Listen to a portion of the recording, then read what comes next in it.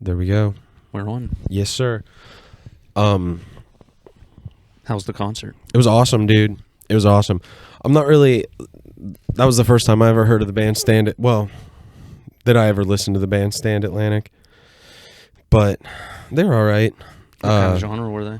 It's like pop punky metal, kind of like A Day to Remember, but not as heavy. Do you think A Day to Remember's pop? I don't know what I would classify them as. Alternative Metal? Yeah, I don't know. I like A Day to Remember. I do too. I mean, have since high school. And I saw them one time at Warped Tour back in like 2012, maybe? I don't exactly remember.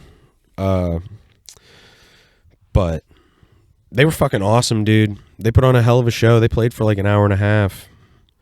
It was fucking awesome.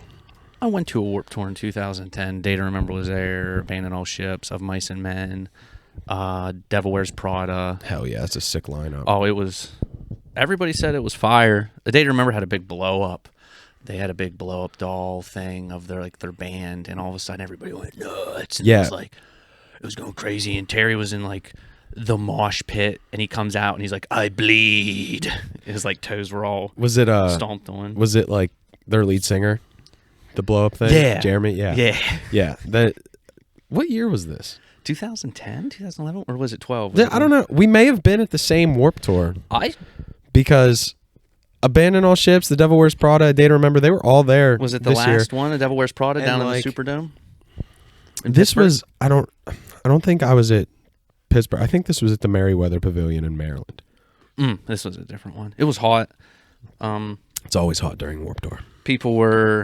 A buddy of mine was passed out from like weed, nice. Cottonmouth, because we didn't bring any water into the concert and we didn't have any money.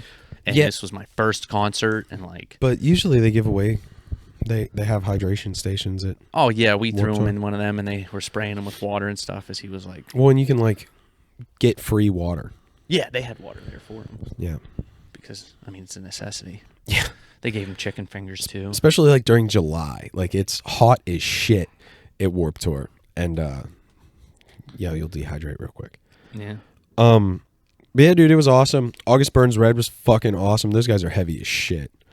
And they all came out in costumes. The lead singer was dressed like Kratos. And then like the rest of them were dressed like knights or something. Crusade Knights or? Like King Arthur-esque knights. Yeah, it was fucking badass, dude. The Round Table. Yeah, it was awesome. Stand Atlantic was okay. They're like from Australia, and they were like talking about people being dressed up in the crowd. And my buddy Josh that I went with wore a Macho Man Randy Savage costume, and it was awesome. And like it was like this gold sequin jacket with like these long orange streamers on the arms. It was awesome, but it had like a cowboy-esque hat, and like. The lady, the singer for Stand Atlantic, called him a cowboy. And Josh was like, we were like screaming from the crowd. We're like, he's Macho Man Randy Savage.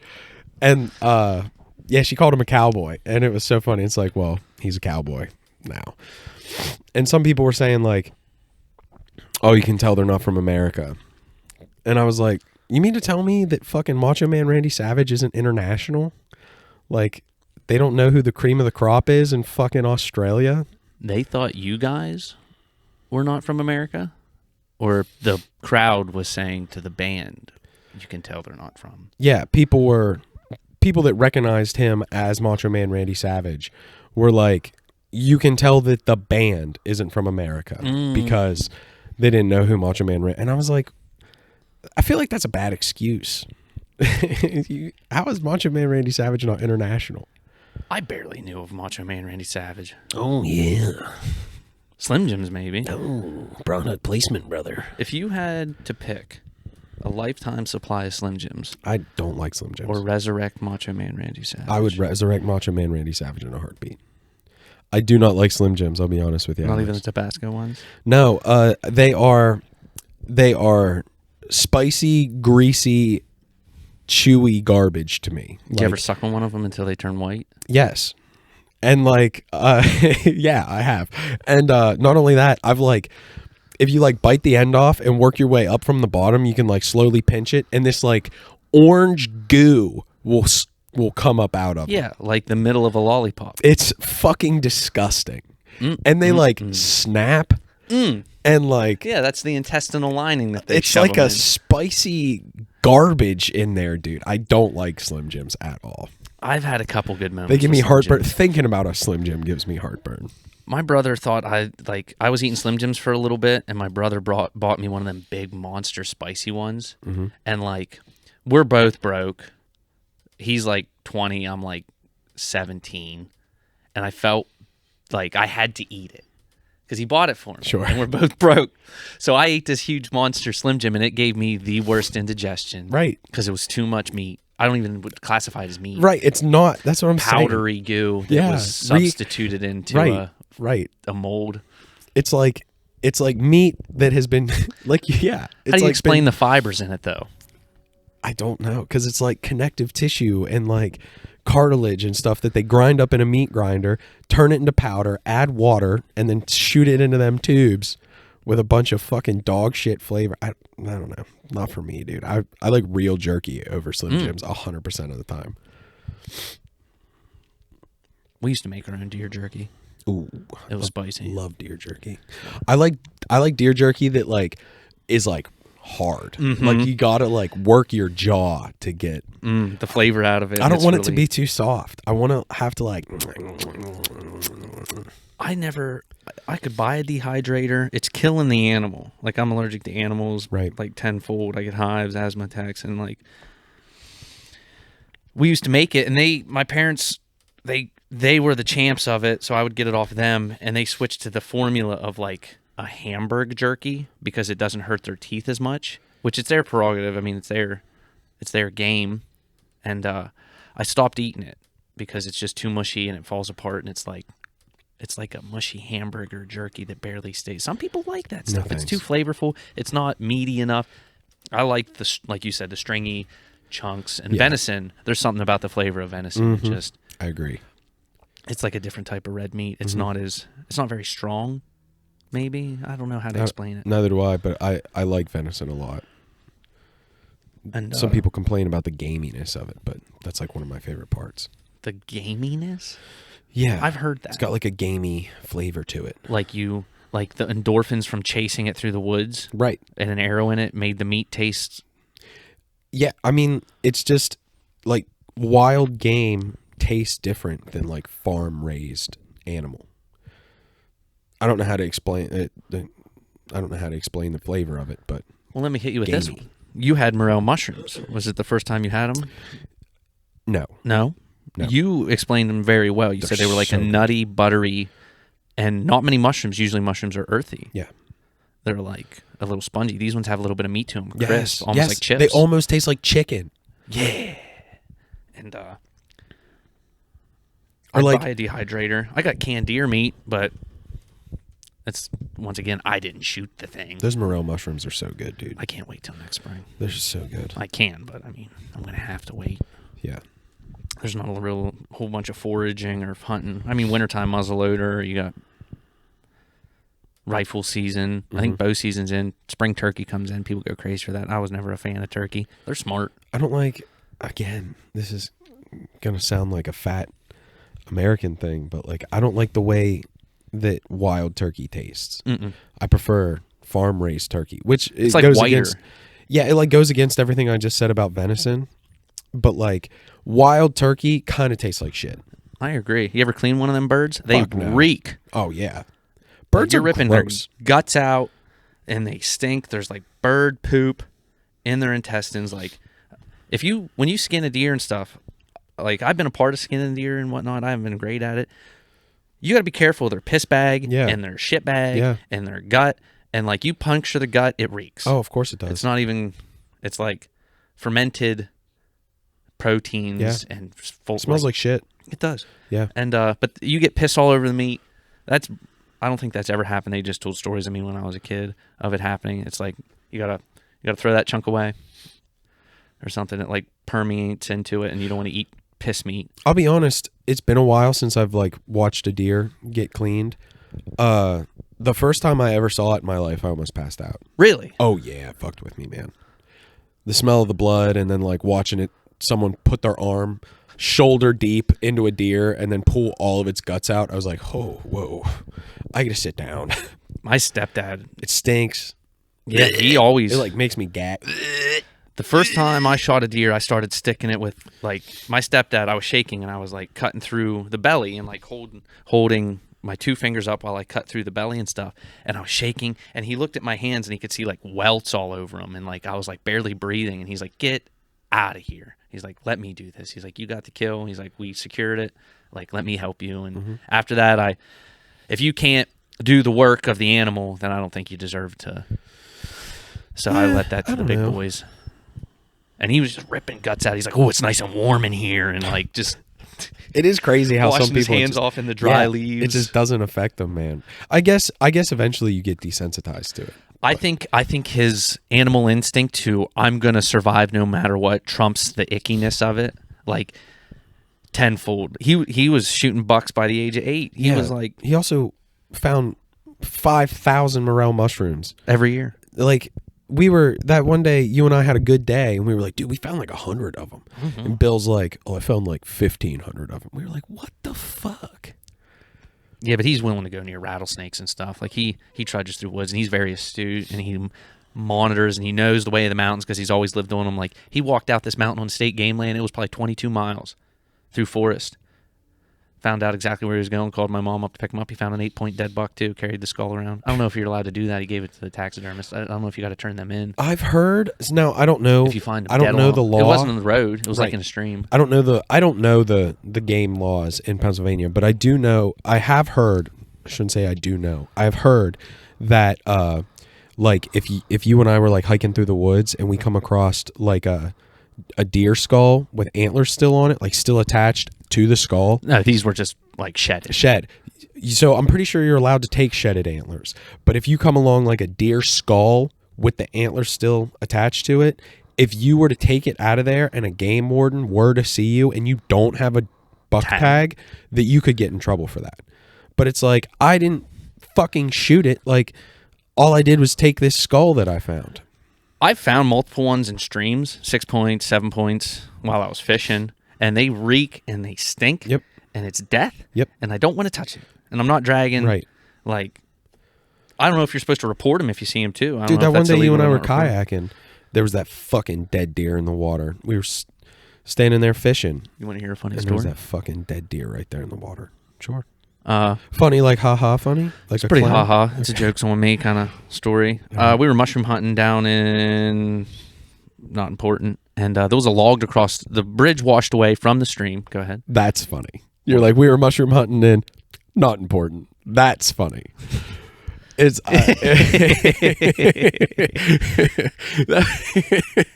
I'm not giving away where my mushroom spots are. And that's funny. There was a log to cross, and so far I'm the only one that hasn't crossed it. It's a slippery log. I don't want to do it. And there's a dead deer along the log in the stream, and there's a rope across the thing. Well, my sisters and them are like playing with the rope as I'm walking across it. I fall in the creek, grab a hold of the log, and this dead deer is like, since I mixed up the water, it like has a different float pattern, and it's like touching me. Ooh. And it reeks, and everybody's laughing at me, and I finally get out, and they're like, oh, we're not done mushroom hunting. We got a mushroom hunt for like 6 hours. I'm soaking wet, covered in like deer carcass smush, like ready to go home. yeah, ready to go home. Yeah. I'm like 12 years old, not having a good time, and everybody else is just Laughing at you. oh, think it's best mushroom hunting trip ever. Right. Haha, look at what happened to Alex. Oh, he deserves it. He's always on us. What a knucklehead. yeah, not paying attention. What you reap is what you sowed, jerk. Yeah. My limbo little sisters made it across that log, and I couldn't. The not revealing the mushroom spots reminds me of this joke I saw where it's like me getting hurt fishing, calling 911, and they're like, yeah, we need your exact location. And it's like, nah, never mind. That's why I turned my location off on my phone. We whenever I was telling people about like the mushrooms, because when you and I went mushroom hunting, I was telling them like, yeah, dude, we found a pile of morels. Some people were like, where at? And I was like, well, I can't fucking tell you that. Oh, wait. It's like the number one rule of mushroom hunting is you can't give away spots. And I was like, I'll tell you this. I was like, you know where the rail trail is? And they were like, yeah. And I was like, along there.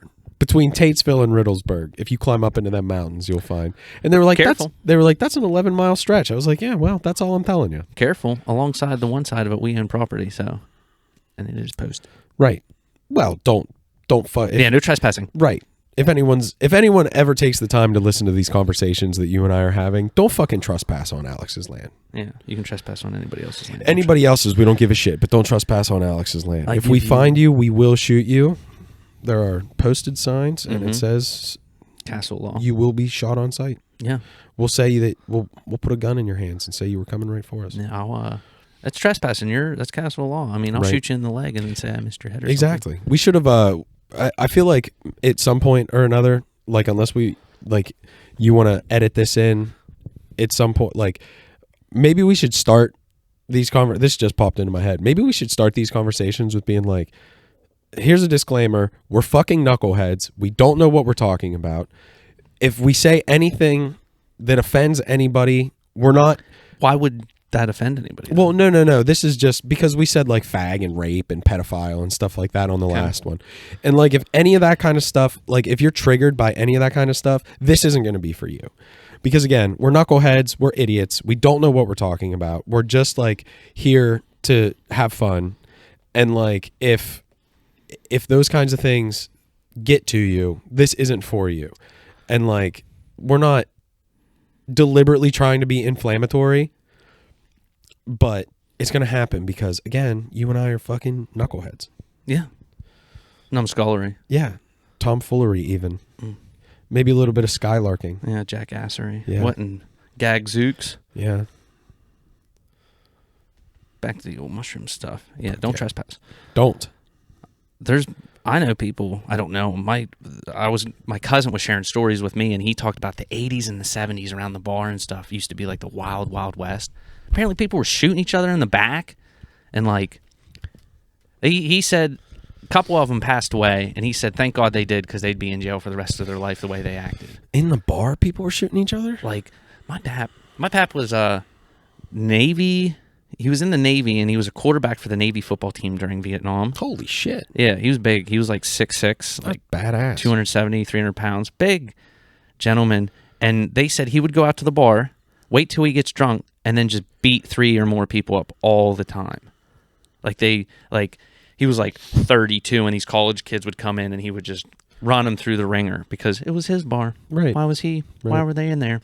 Those are his women. Those are his drinks. Those are his cigarettes. Like, I don't know. I don't know how it acted.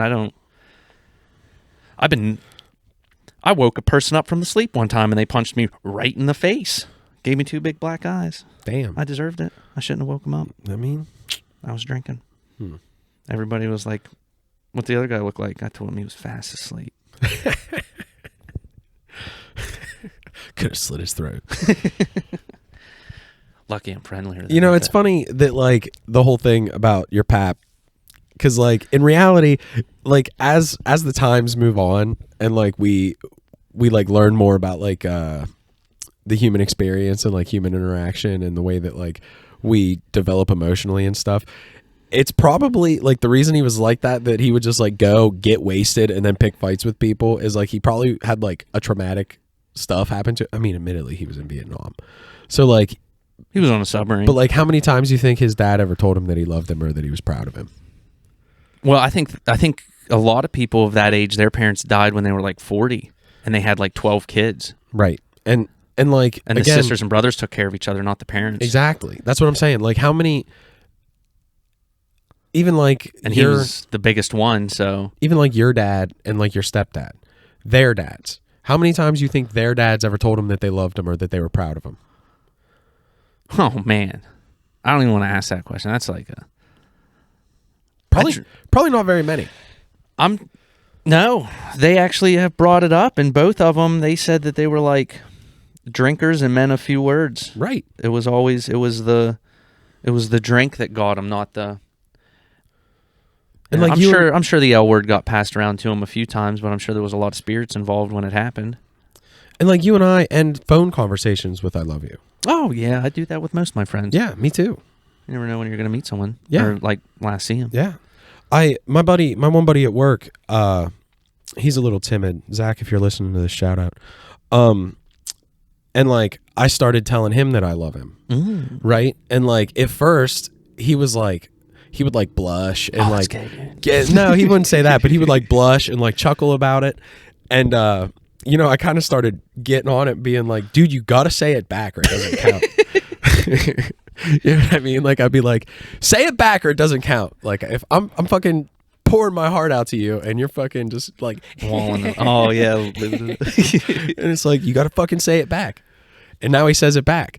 And there are times where like, you know, we were talking about it and he was like, you know, at first it was hard for me to say that to you, man. He was like, not because it's like a homosexual thing. He was like, but it's just hard for men sometimes to be like emotionally vulnerable like that with other men. And it's like, yeah, bro, well, but you're my buddy. And suck it up. I fucking love you, man. Yeah. Shawnee, he comes up with good ones all the time. He'll say things like, I'll say I love you, and he'll be like, love you more, mean it. And it's like, well, okay, I guess I didn't mean mine, and I guess I didn't love you more. Well, good one. And another one is a Gregory Alan Isakov quote is, I would never say I love you just to hear you say it back. Okay. I always like that. I think that, like, I tell my friends that I love them, but, like, I think that there's, like, different kinds of love. Like, I think that, like, the love that you have for your friends is different than, like, the love that you would have for, like, a significant other, which is different from the love that you have for, like, your family. Or your pets. Or your pets. Pet love is also a very real thing. I think there's definitely different scales of affection. Like, there's lust. See, they strictly put a barrier between like love and lust so that, you know, like one's like an infatuation, the other one is a true, well, like for example, okay, like take like Blade and Drew, right? I have known Blade and Drew for, I'm 33, 23 years. So like when I tell those dudes I love them, it's because they're like my fucking brothers, man. Like I've grown from the time I was a child to a man with these guys in my life. And like, they've been there through like some hard times with me. They've been there through some great times with me. And so like that kind of love is different than the love that I would have for like a significant other. You know what I mean? Like, not that both aren't powerful or whatever, but like it's not the same thing. And like, you know, love is a spectrum. It is. Yeah, sure. So is emotions. Yeah. All emotions are happiness. You know, you can be like to the moon happy or just regular happy. Yeah. And happiness is also fleeting. Well, yeah. Yeah. I You know, agree. that's like why. So is rage. Yeah. Yeah. It fleets. It is. It is It's fleeting. not all consuming. No, and actually, if you can kind of work through it and process it and figure out like why you're enraged, maybe you'll get some truth. truth. It'll go, yeah, and it'll fade a lot faster than just like punching the wall and putting a hole in it and pissing yourself off so even stupid more. and like breaking your hand and That's stuff. why I punch walls that you can't put holes into. Yeah. It's like bricks. Yeah, just fucking destroy my knuckles. Yeah. That way I can't get that boxer's fracture. That way I can't hold pistachios or a golf club. Yeah. And then tell everybody about how strong I'm. So strong I broke my own hand. So strong, break my own bones. Yeah. Like some type of masochistic rage monster. Yeah. Ever since I've been medicated, I don't go through a whole lot of mood swings. I don't really feel a whole lot. Like, I feel emotions and whatnot, but they're not unbridled to the point where I'm delusionally speaking to people thinking that things are out to get me. Or That's probably a good thing. Oh, I love it. Yeah. Like, the more normal I feel, the I want to say the easier it gets, but this is just the beginning. I don't know. Yeah, you've said before that like you're like very even keel. Like the highs aren't as high, but the lows aren't as low. Yeah. You are very middle of the road. But then you've also mentioned before that it makes it hard for you to get excited about things that you should get excited about. Yeah. Like exercise. Yeah. You used to be really into working out, and now it's like hard for you to kind of... My motivation, it's kind of like my fire was... Right. Dwindled. Yeah. Right. You went from a fucking bonfire that every now and again someone was throwing diesel fuel on to like a candle. Yeah. And like, if you're smart and if you're... I personally believe you don't need a bonfire. No, you know what I mean? Don't. If you're smart and you want to show your discipline and you want to show your ethic, it's like maybe holding a candle to a hurricane and coming out unscathed is like more impressive than having a bonfire next to a beach. Something like that. Words of Wisdom by Alex Klein. Get chicken soup for the knucklehead That souls. hey man, sometimes you say some fucking insightful stuff, dude. That's one of the reasons I like talking to you. Well, thank you. I appreciate that. Yeah, I'm right back. There was something. I have like quotes written down in my phone of stuff that you've said before, man. Because like you have said some insightful shit before when you and I have just been bullshitting. Let me see if I can find one. Uh-oh. We're going through the archives of schizophrenic delusional talk. Yeah, but like not all of it. Not While all you're of it searching has been... that, I'll tell a joke. Yeah, go ahead. Okay, it's called it's a bit. It's my Last Supper bit. Hopefully some of you will like this. It's imagine a buffet that you go to. It could be a Chinese buffet, it could be a steak buffet, and it's called the Last Supper. And the host is being crucified. And then during the meal, somebody openly states, "You know, you don't have to tip here." And the host on the cross just says, "Oh." And that's my Last Supper bit.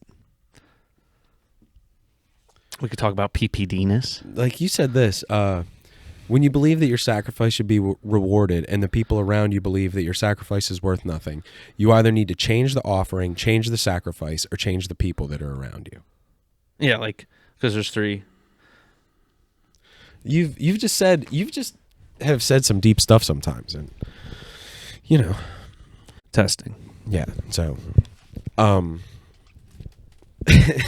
batteries died, so we had a Not the batteries. We tried to resuscitate them. right. We had a little technical problem. Yeah, the battery. We tried to resuscitate them, but unfortunately, they're dead. So we Rip batteries. We cut their bodies up and dissolved them in lye, and now no one will ever know. Dude, the whole Last Supper thing. It's we were listening to the end of the recording. Yeah. Oh, I like the first time you told me about that. You were saying like it would also be like the whole time you're eating, like the person is like crucified, like they're like right behind you, and you can like hear them like moaning every now and again. Yeah. Like, oh, But like everybody's ignoring it. Like Yeah, everybody's no one's like paying any attention to it. like awkwardly.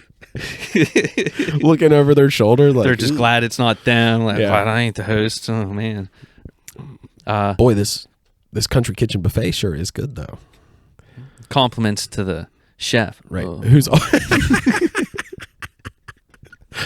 the chef is also getting crucified in the kitchen.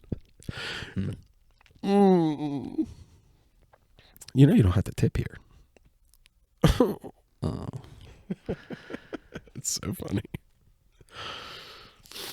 Won all three of my games in pool league. Yeah, you said that. First time in a long time. It was a lot of fun. I'm glad people let loose. It's supposed to be, it's just a pride thing. Nobody throws any money in. It's just to see who can shoot pool. And I like seeing some good shots. I like seeing that table get ran, whether it's me or getting them ran on me. That's some good ass pool. It's a gentleman's game. I like practicing etiquette. I think it helps me with my patience. There's a shot. How do I explain it? There is a shot on the table, and you know you're going to give up your shot, but they're not going to make theirs. So you're basically trading off, like snooker shots, Right. trying to hide each other and stuff. I like seeing that too. That's more in tap, which I get dominated in. Why? It's a different type of game. There's ball in hand. I scratch a lot. Ball in hand gets rid of at least one ball. You scratch 6 times in one game. There's at least 6 balls going. That's a lot of scratches in one game, right? I scratched 7 times in one game and almost beat the guy. Shit. And I thought to myself, if he doesn't beat me, he's bad. Yes. Or we're just both. I think his glasses broke, and then he banked 2 balls on me. He said, I can't see, my glasses broke.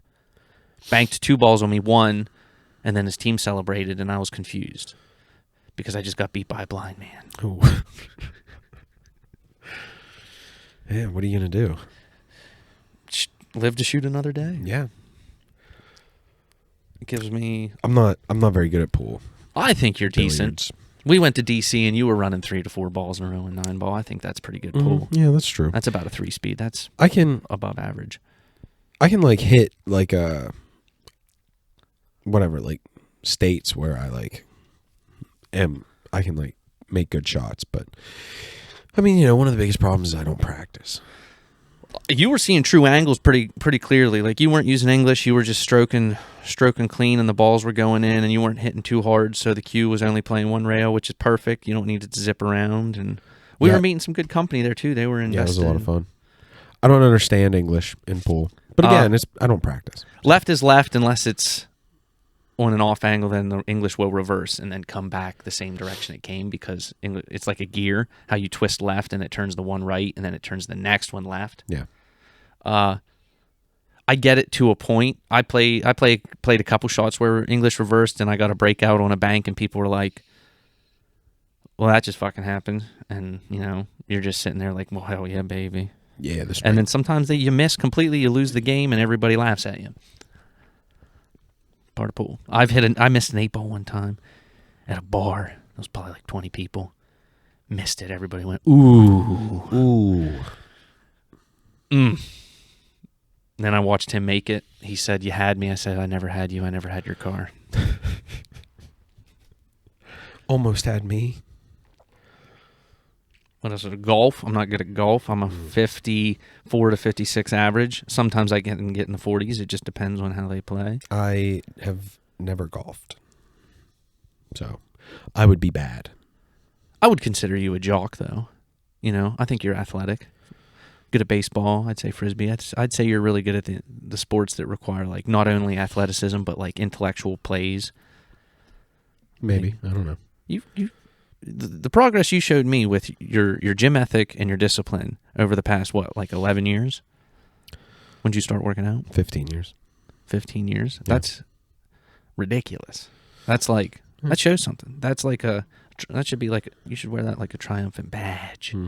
Not a lot of people have that. Yeah, I try not to like brag about that too much. Just own it. Yeah, but that's like one of the reasons that like it's like some people be like, "Man, where do you find the motivation to go to the gym so much?" And it's like, well, at this point it's like brushing my teeth. Like I've been working out for so long that it's like part of the routine. Like if I feel odd when I don't go work out. Except for like days like today where I'm just like wore the fuck out and just want to like chill. Rest days are important too. And yeah, dude, I was hurting from that concert last night. Head banging. Yep. It's weird how old it'll make you feel. Like I said, I was like, at a certain point, I think it was when we were leaving, I was like, God, man. I was like, my head hurts, my ears are ringing, my feet hurt, my fucking hip hurts. I was like, I sound like an old man. I'm tired. Yeah, but you got to listen to that. You'll never take it away from me. Yeah. They play that song? Yeah. I don't think they played that song. No. What albums did they play? I think that they played, has like, out of what, they have 5 albums. I think 3 of them are bangers. Dude, I think they hit hard. Oh yeah, bro. Their first couple albums are fucking awesome. Well, they ended the show with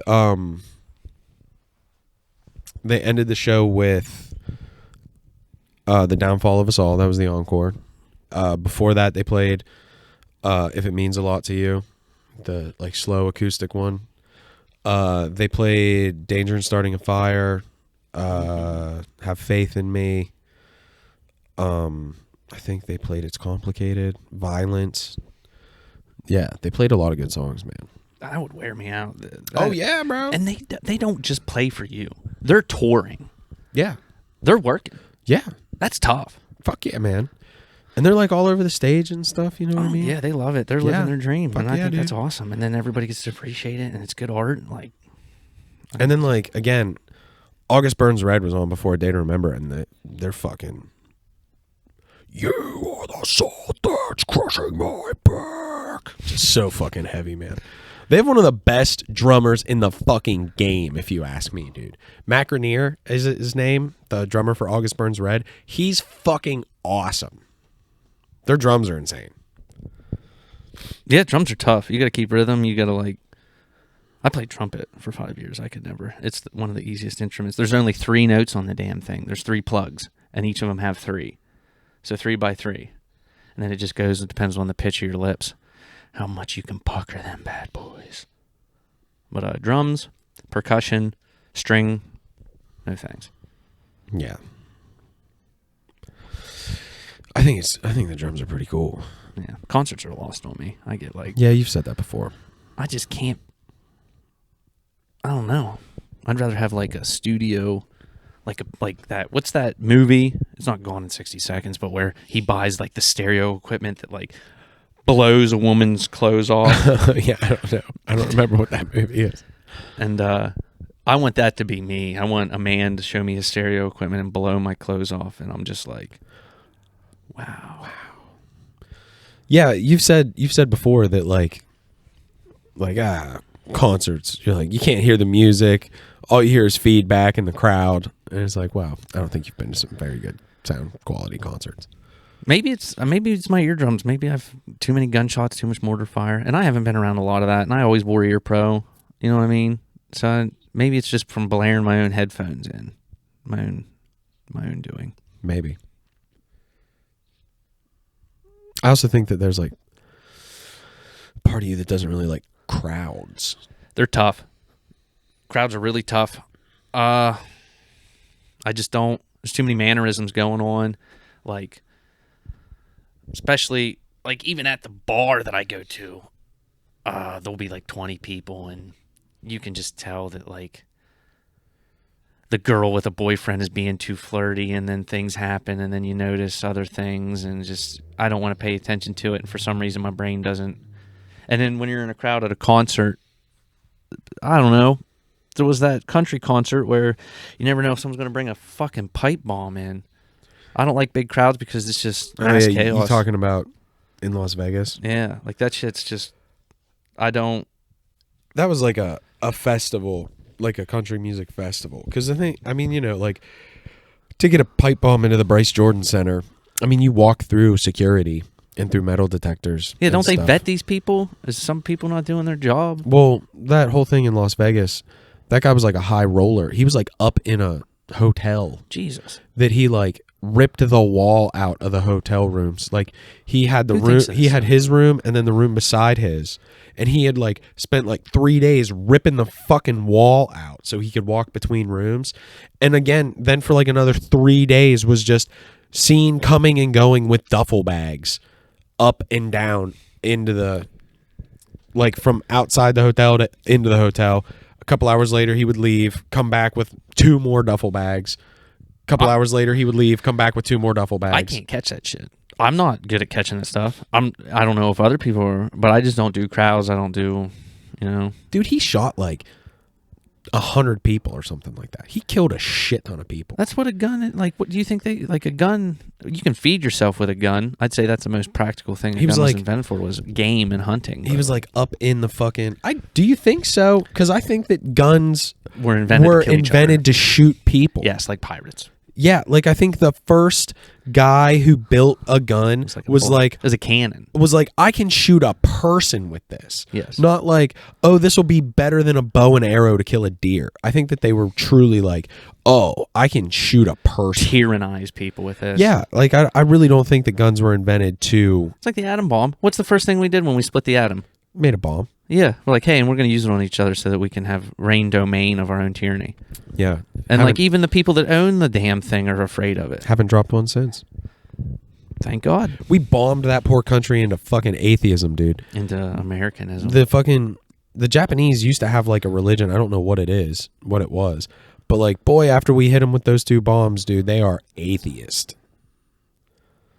Majoritively, I believe. I could be wrong on that. I don't know the first thing about nuclear bombs and stuff. I just know they dropped 2 of them, Big Boy They and Fat did. Man. Yep, I know that they told that emperor guy, that general guy, they were like, hey, surrender, we're going to hit you with a bomb that you've never seen before. And he was like, whatever, I ain't scared, we won't surrender. We dropped that first bomb, gave him like 2 days or however long it was between the second one to surrender. He was like, I'm not going to fucking surrender. We were like, all right, hit him again. And we fucking hit him again. And like, he still wasn't going to surrender. And then like everyone in that dude's fucking war table was like, all right, Mr. fucking Emperor of the Sun, you got to do something about this because they just hit us with 2 fucking bombs. Sun bombs, man. They just fucking pow. In a flash, everything we knew was gone. Quit. And Shadows. He's like, I don't think I'm going to quit. I'm pretty sure they killed him. Oh, wow. I don't remember. I don't know a whole lot about it, World War II history. I know that there was like another Japanese general that was like writing letters home to his wife. And after the Japanese bombed Pearl Harbor, he said, I will never see you or my homeland ever again. And he's right. Because he died in a plane because we shot his ass down. I know a couple stories. I went through a lot of history. I wouldn't say classes. We'll call it military indoctrinations of history. And a lot of it was on Iwo Jima. And there's been multiple records of people saying, not only will you not take this land, but this will be like the defining moment of the war, and you will never like see peace again or whatever. Like they give some ultimatum, some type of like bad guy speech, and then the Marine Corps comes in and just decimates them in 3 days, and they're like, what the fuck? Right. And then, that's that. And I think it happened in Bella Wood, it happened in Iwo Jima, Guadalcanal, Frozen Reservoir. There were people at the Frozen Reservoir. I could be getting it was in Korea. It was so cold. Marines were getting shot. They were bringing them back to the tent, and then their wounds were coming open because it was no longer frozen shut. Ew. And they were dying. Damn. So they were out on the battlefield getting shot. The wound would freeze shut, and they'd keep fighting. Wasn't there like some Marine general that got shot in the neck, stuck his fingers up into the fucking artery in his neck, and just kept shooting a 50 cal? Wasn't a general. It was an enlisted guy, and they had stories of him in ITB. I believe he talked to us in ITB. He had big scars on his neck, and he said that somebody shot him with an AK in the neck, and he just stuffed his fingers in his neck, and then just kept launching 50 cal rounds in the area, screaming, get some, and while everybody was like, who is this madman? What the fuck, dude? Imagine plugging your fucking bleeding out neck. You're traumatized. You're in such shock that you don't know what's going on, and you can still manage to like function. Yeah, there's been lieutenants that like have been shot 4 or 5 times in a building and still cleared the house out. Like, that wasn't me. That's crazy. I was Mr. complaining that the chicken broth was too hot. Mr. napping in the back of the Humvee all the time. Shut up, Klein. Go back to bed. Go back to bed. Heard, sir. Aye, sir. They used to hold me down and tickle me all the time. I got this haircut. It was called a war hawk. Like, hold you down and tickle you. They would. In Iraq. And United States Marines. Yeah. We were helping the Army on Camp Buring or something. We were just in for like a support unit, just watching guard not the point. They had like a steak. They had like a steak restaurant. They had a Ben and Jerry's. They had a Green Bean. They had a Starbucks. They had Wi-Fi. They had volleyball. They had like crab leg nights. I was in heaven. Army had it going on, and they said, you got to get haircuts once a week now that we're on base. So I got the most motivating high and tight. It literally looked like the top of a jar on my head. And they made me shave it off because it was out of regs. But my gunnery sergeant said it's the most motivating thing he's ever fucking seen, but I got to get rid of it. Damn. Because, I mean, our lieutenant at the time, he was a hard charger. He had a nice high and tight too, and I just wanted to be higher and tighter. Yeah, just a little higher and tighter than that, you know what I mean? That's funny. But it was out of regs? Yeah, because it has to be like the bevel of your head, like 1/8 of an inch faded down to the skin. Like you can have a high fade, a medium fade, and a low fade. Chip bags get low fades, you know what I mean? Like 1 finger length on your ear, you know what I mean? Like 1 finger length is shaved and the rest is like faded up to the top of your mop top. Mm-hmm. And high and tights are supposed to be motivating. They say they're for boots. Some people just shave their head. There's a lot of taboo, weird, like, I wouldn't call it hazing, because it's not hazing. Never once was I hazed. I didn't really see anybody get hazed. It was like incentivized motivation, some weird slander to prevent people from being bummed out that they gotta, like, I don't know what I'm trying to say. Like motard. Like if you're too motivated, then you're a retard. So you have to like really ride the line of like, yeah, I'm here to fight a war, but it, you know, stuff like that. You're supposed to be like the hard charger, but you can't act like it because then you get ripped on by your other buddies. I didn't know that that's what motard stood for. Motivated retard. Yeah, there's gear queer. Yeah, I mean but like people at like the gym can be a gear queer. Oh yeah. You see them with like their latch belt and their fucking wrist wraps and wrist straps and knee sleeves and that's a type of gear queer. Like the powerlifting shoes and like all that stuff, and then they like their slingshots and everything, and then they like do like half reps on stuff, and it's like, whoa, that's not, you're a fucking douchebag. I feel that way about like people that go to a fucking not powerlifting gym and do like rack pulls with like 4, 5, 6, not even 4, 5, 6, 700 pounds. They're doing rack pulls. It's like you're moving that much weight 6 fucking inches and like you're just fucking up gym equipment. I'm not impressed. And like, stop it. Yeah, I think that's bad gym etiquette. Misuse I of think equipment. it is too. There's to just put 700 pounds on a fucking bar and fucking rack pull it. What are you doing? Or shrug it. Get the fuck out of here. You're a douchebag. That's how you get strong like a grizzly bear. No, it's not. Oh. No, it's not. What about? It's how you bend bars and not virtue signal, but like try to be like, I'm so strong. And it's like, well, you're not so strong, because if you were, you would be like Brian Shaw and throwing fucking beer kegs up into a 3rd story window. Like hay bales. That's ridiculous. Yeah. You don't see Brian Shaw doing fucking 600-pound rack pulls because the motherfucker deadlifts army tanks. Like, we have strength, but that doesn't mean we're strong. Like, there's different tiers to like strength. Right. And like some people are just on a godly level of it. Like I think for being 180 pounds, I'm pretty strong. Oh yeah. I'm talking like people that are worldwide known and get nicknames. You know what I mean? Like Eddie Hall? Yeah. That's ridiculous. Yeah, but like Eddie Hall was like 400 pounds at one point in time. Yeah, but I still respect it a little bit. God damn right I do. He could crush me. He would kill me. Crush my head like a grape.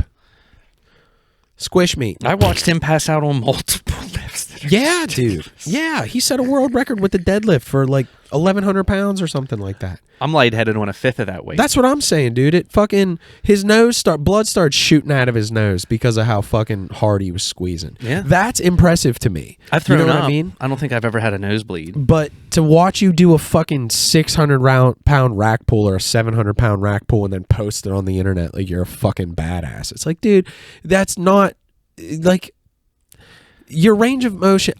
I feel like It's like doing a wheelie on a trike. Yeah, dude, right. Or like box squats. Like, I don't give a shit if you're doing 500-600-pound box squats, dude. Hit depth with less weight and do quality reps of things, and I'll be more impressed. Excuse me. Maybe that's just me, but maybe it is. I don't know. You've stated it like you can't lie to the iron. You can't, dude. Like it will show. Like people will talk to you about their progress, their gains, their motivation, and at the end of the day, you just don't see it. Right. You can lie to me, you can lie to yourself, but you cannot lie to the fucking weights, dude. They will humble you every time if you're full of shit. One of my best training was with you in a manner that was like, we tried that weight vest and we put like 80 pounds, 60 pounds on it, and it just folded us in half. That was crazy. Like, I used to carry around a flak jacket with stuff, and we would buddy crawl with each other all day for weeks on end. Right. But I was like 20. I was like 19. Right. And now I try to do like something similar to it, and I'm just, my knees hurt. Dude, I have hernia surgeries. That 80 pounds in that weight vest, again, I mean, so humbling so fast. Like, at first I was like, oh yeah, we got this. And like, a couple laps, half a set in, I don't even think I was stripped some of the weight out of that. Oh, fuck yeah, we had to. I don't even think I was done flipping the tire yet before I was like, this isn't going to work. I can't move. Yeah, but you want to take that stuff off and feel like Goku. You want to, you know. Dude, it was so heavy. Take your shirt off and it create a crater. Yeah. I couldn't believe how heavy it was. Trying to flip that tire with 80 fucking pounds on your, like, part of like why it's so hard with those big weight vests on is because it's so restrictive. Like, it's not even how heavy it is. It's the idea that it's like you can't breathe. You can't bring your arms all the way in. Nope. It's on your back and on your chest and your traps and your shoulders. It just pulls on everything. And like when you breathe, you lift up. Yeah. So you have 80 pounds resisting against your like, breath motion, and it like makes you suck air like a choo-choo train. It feels like you can't breathe. It feels like you're getting like lightly squished. But that was some of the best training. Like yeah, just me enjoying it. Yeah. Some of the best training I ever got was grueling. Oh yeah. It was Sean was there with me, some of it. I got a couple other buddies that they stuck pride and true to it. I can't believe they stripped us of our corpsmen after we did all the training. Not the point though. They just loved to rip apart cohesion any way they could. Yeah, which is odd. Can't be chummy. Can't be too good of friends, because then you start to revolt, you start to mutinize, you start to go full admin. Is that true? I don't know. Aren't you supposed to be brothers? Brothers in arms? Yeah, but they look at it like anybody that we shove in, you should be able to be your brother or something. I don't know. Even though like they didn't just suffer with you, like that's like the thing is like, yeah, suffering brings people together. Yeah, misery loves company. Well, no, but like, I mean that's true too. But like mutual suffer, like shared trauma and like shared suffering and stuff, that really brings people together. Oh yeah, we were tight, man. We were tight like butt cheeks. Yeah, we were inseparable for 4 or 6 years. We were, and then we kind of split off, did our own thing. Now we're all living it up and occasionally see each other. I mean, my buddies still come from all over the world to come visit me, and I visit them sometimes. It's just life happens. Everybody's got their thing to do. Yeah, it was cool when Sean was here. No, I think he's so funny. He's an OBS kind of guy too. Like, he'll ride or die. Adam was trying to school him with some politics, and Sean was like, I ain't having your lying ass on this couch talking to me. That's funny. I don't know. The vote is this Tuesday. Oh, this upcoming Tuesday is the vote. Yeah, between Kamala Harris and Donald Trump. So I'm trying to picture Kamala Harris being like a brat doll. Yeah. And Donald Trump being like a Ken doll or something. Because he's a billionaire playboy. Yeah, who's like 100 years old. That's true. And like it looks Hugh like Hefner was 100 years old. He was still. Yeah, and like if you ask any of those girls, they're like, yeah, he smelled bad. Yeah, but why were they doing it? I don't understand why they didn't throw backlash when the girls. Because he had a lot of money. There's a price. Right. Of course, there's a price. Everybody has a price. Alex. I'm just mad I wasn't invited. Exactly. Everybody has a price. And some things it's lower. You know what I mean? I would suck Henry Cavill's dick for free. That's pretty cool. He's hot as shit. Can I watch? Yeah, I'll fuck jerk yeah. off to it. Dude, I'm just saying, if Henry Cavill walked in this door right now and was like, "Hey, you want to suck my dick?" I'd be like, "Well, I mean, for the story, yeah." And then I'll watch, and then maybe I'll suck the dick too. Yeah, bro. Why not? We'll suck it together. Yeah. There was and not it's not homosexual. You know what I mean? Like it's like purely like for the story, right, and like art. It's almost art at that point. Like he's so handsome. But do you think he would get off if you're not truly enjoying it? If you're only doing it for the story, I think it would still feel good. Yeah, me too. I also might enjoy it. Who knows? I've never had a dick in my mouth before. I've seen penises on the TV and stuff. I've seen a lot of penises in real life. Never, yeah, so have I. Erect through sexuality. You know what I mean? Yeah. Only my own. Yeah. Because I'm a guy, and that's what I have. There was we were watching a show, and there was a guy in a gimp suit that was getting oxygen deprived from him in like some type of milky substance with his junk hanging out, and I guess it just really weirded me out. It was like a red gimp suit with like tubes hanging off of it to like that he floated in, and gave me the spoobs, dude. Did it? Yeah, I don't know why. Maybe it awoke something in me. Hmm. Maybe I want to wear a gimp suit and deprive myself of like... What were we talking about before I started saying I would suck Henry Cavill's dick? We were talking about the vote. Yes. And And how you called Donald Trump a billionaire, billionaire, and that like Hugh Hefner was old and girls still slept with him. But girls set the standard. So when they're mad at the standard, they set it. right. Like, quit handing the milk out for free if you want to get... if you want someone to buy the cow. Right? Not to... I don't know. I'm not a lady. Neither am I. I don't have sexual power. Nope. I just wait for it to fall into my trap. Yep. Yep. That's all it is. Scheming. Yeah, we're trying to trick you into sleeping with us and make you think it's not... sleeping. Make you think it's your idea, not mine. I love that. Trying to trick these women into sleeping with me. It sounds so devious when Well, you say it like that. Because if you really talk to women, I guess, I don't know, most of the time I hear they're like, yeah, it's great, but this, and it could be better, and this, and this, and this, and you picked them. Oh, Because yeah. if they didn't pick them, it's rape. Right. So if they're unhappy with what's going on, it's like, well, you chose that choice, I guess. I don't know. Yeah, I don't understand, like, If you don't like your boyfriend, leave him. Don't have a boyfriend. That's why Yeah. I don't have a girlfriend. I don't understand, like, some women's choices of, like, men. Like, and, like, where they get these ideas in their head that, like, especially, like, a man who already has a kid that he doesn't take care of to a different woman, and then a woman will get knocked up by that same man. And it's like, what did you think was going to happen? I think it's really people just trying to secure their genes over the fact of like anything else. Like it trumps. Maybe that's what it is that like I hate children and I do not want them anywhere near me. I don't want kids. So like maybe that's what it comes down to is I don't understand because I don't want kids. I don't give a shit about securing my genes. Women will try to secure their genes with like anybody. They don't need to have a car. Like Right. they just want that baby. Oh, that They she don't wants they don't need is but then another baby. yeah, but then like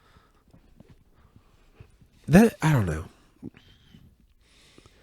You can still tell that a lot of them are unhappy even after they have I tell them to play the lottery so they can buy new friends. That old joke again, but I don't know how they get out of it. How do we get out of this? We're all in the same town. I'm not worried about it. I don't intend to have kids with anyone in this town. I moved here for a reason. Because I'm poor. Right. And broke. Yes. Poor is a mindset. I'm broke. I am also broke. That's not true. But there's people out there having twice as much fun who are twice as broke. Right. So, I'm actually not that I'm not having fun. I'm actually not broke. I live a very cheap lifestyle and I don't smoke, I don't drink. I don't really do anything other than like work and like go to the gym. Most of my money I spend on food and entertainment. Yeah. By entertainment, I mean like video games and streaming services. Yes. I would agree. I have a low. I quit drinking because I couldn't afford it, not because I wanted to quit drinking. Right. I quit cigarettes because I can't afford it. I quit smoking as much because it was bad for me. Mm-hmm. And I quit drinking so much because it's bad for me. Yeah. There's no positive attributes to smoking cigarettes and drinking alcohol. It feels good. You're not wrong. Right. Feels good. But it's a false sense of like good. Right. It's very fleeting. Like, it's almost like reverse psychology. Like, I've had so much alcohol and look how good I'm doing. It's like, you're not tricking me, man. No. It's like, I can see you stumbling around in your glossy-eyed dragon breath. Like, it ain't happening. And some people, like, they'll drink just so they can make bad decisions. You know what I mean? Or like, yeah, it's like they a have justification. An excuse. Yeah, it's like a justification to make I don't bad need decisions. an excuse. I'll just make Right. a bad decision. I'll just make bad decisions. Yeah. At least then I'm not feeling like, I don't know, I'm not feeling bad while I make bad decisions. I'm feeling good while I make bad decisions because I'm not hungover and I'm not like in fun debt. Yep, having fun on borrowed time. That's what drinking is. What's your favorite drink though? This is gonna sound weird, but I like vodka, club soda, and limes, like lime juice, fresh limes. Yeah. Yeah. Yeah. It's my favorite drink. Tequila. You could substitute the vodka with tequila. Yes. Tequila, club soda, limes. But again, this is gonna sound weird, but the older I get, the more I like to taste the alcohol in my drinks. Really? Yeah, because I want it to remind me that I'm poisoning myself. Oh. I don't want it to taste like candy. It no, that'll taste give you like twice candy. as bad of a hangover. Not to talk over. Yeah, it shouldn't taste like but whatever, you're fine. It shouldn't taste like candy. You know what I mean? It should taste like poison. You should every sip of it. You should be like, oof, boy, that's. I've had some good scotch that was aged real long, and it was like you could barely taste the hint of like burnt. That's all I can describe it as. Oh, it tastes burnt with like alcohol. It's like the char of the inside of the barrel. Love it. Ugh. Not for me, dude. I'm a silver tequila guy. Yes. I don't like gold tequila. I like the light beers. I'm kind of a pansy with the beers. I'll drink any beer except for a sour IPA because it gives me cotton mouth. I like sour beer. And it makes my teeth gritty and like I drank a bunch of lemonade. Yeah. Sure. I like sour beer. They're good, but they make me like dizzy. I remember I drank 3 sour beers. They were like 8.5%, and I was so dizzy. Oh, yeah. Because I drank them like regular beer. Yeah, they're not regular beers. Any of them beers that are tough like that, any of them 9.5% or more beers, by the time be careful with them. When my beer starts to get a little warm, I chug it. So I can get a new one and it's cold. Yeah. Yeah, that was like last night at the concert, having a couple of them. I held one of them for too long, and I went to take a drink of it. And I was like, ugh, glug glug glug, just down it. They're expensive. What are they, $6? Oh no, try double that. 12. Yeah, they were $12 beers. Some people don't even make that an hour around here. But and they're selling one beer for it. They're like big. Yeah, they're tall boys. They're big beers. Oh, you know what I mean? So like, yeah, they're expensive, but till like you drop it and spill it everywhere. Yeah, fuck that. So I was dressed up like Stone Cold Steve Austin. People were saying I should like smash them together and like pour. I'm like, yeah, just waste. I'll just pour them all over me. Just waste two $12 beers. And not have girls talk to you. Yeah, because I smell like stale beer. I wasn't there for ladies. You never are. No, I'm really not. I used to be in the heat, you know what I mean? Like, all about the women. And then they require, like you got to pay attention to each other because it's a relationship and you're working on stuff. And I just only have time for myself. I'm too selfish. My whole thing is, like, I'm not really interested in, like, dating in, like, a relationship. So, like, I'm not going to, like, I don't know. I'm not going to just, like, go look for ladies, especially not at a concert. You know what I mean? I was there to listen to the music. I don't know. I hear guys picking up girls everywhere. Everywhere, right? Yeah, but like that's like what they're going out to do. You know what I mean? And like, I'll be honest, man. We were talking about this on the way to the venue last night. Like, if you want to find like a woman that's worth having a relationship with, you know where you're not going to fucking find her? Place that there's alcohol. Yes, at the bar. That is not the place to find a woman that you're. But if I like hanging out at the bar, I want to meet someone that also likes hanging out at the bar. I think that's my take. Yeah, but I don't know. I guess. I was making fun of friends last night. They asked if we could throw darts and hang out, and I said, yeah, just let me know whenever you get kicked out of the bar because you can't help yourselves. And they're like, they gave me the old hard time, like, it's not like that. And then I just don't want to hear it. We still threw darts. It was a good time. I'm up late and sleep late. Because, like, my thing is, maybe that's, like, the difference is, like, I don't like hanging out at the bar. So, like, to find a woman who, at the bar, chances are, she, like you said, she's going to want to hang out at the bar. And that's just not what I want to do. What about the internet? I met a chick on the internet one time. The first chick People I ever... can be so fake on the internet. She wasn't too fake. We played World of Warcraft together. Nice. And I bought her a diamond ring on World of Warcraft and asked her to marry me in World of Warcraft. But she took it as, like, real life seriousness. Even though I was just trying to be like, hey, look, we're married in World of Warcraft. I'm 15, you're 19. Let's send each other nudie pics and talk on the phone all the time. Oh, shit. That's a statutory rape. Not if the parents are...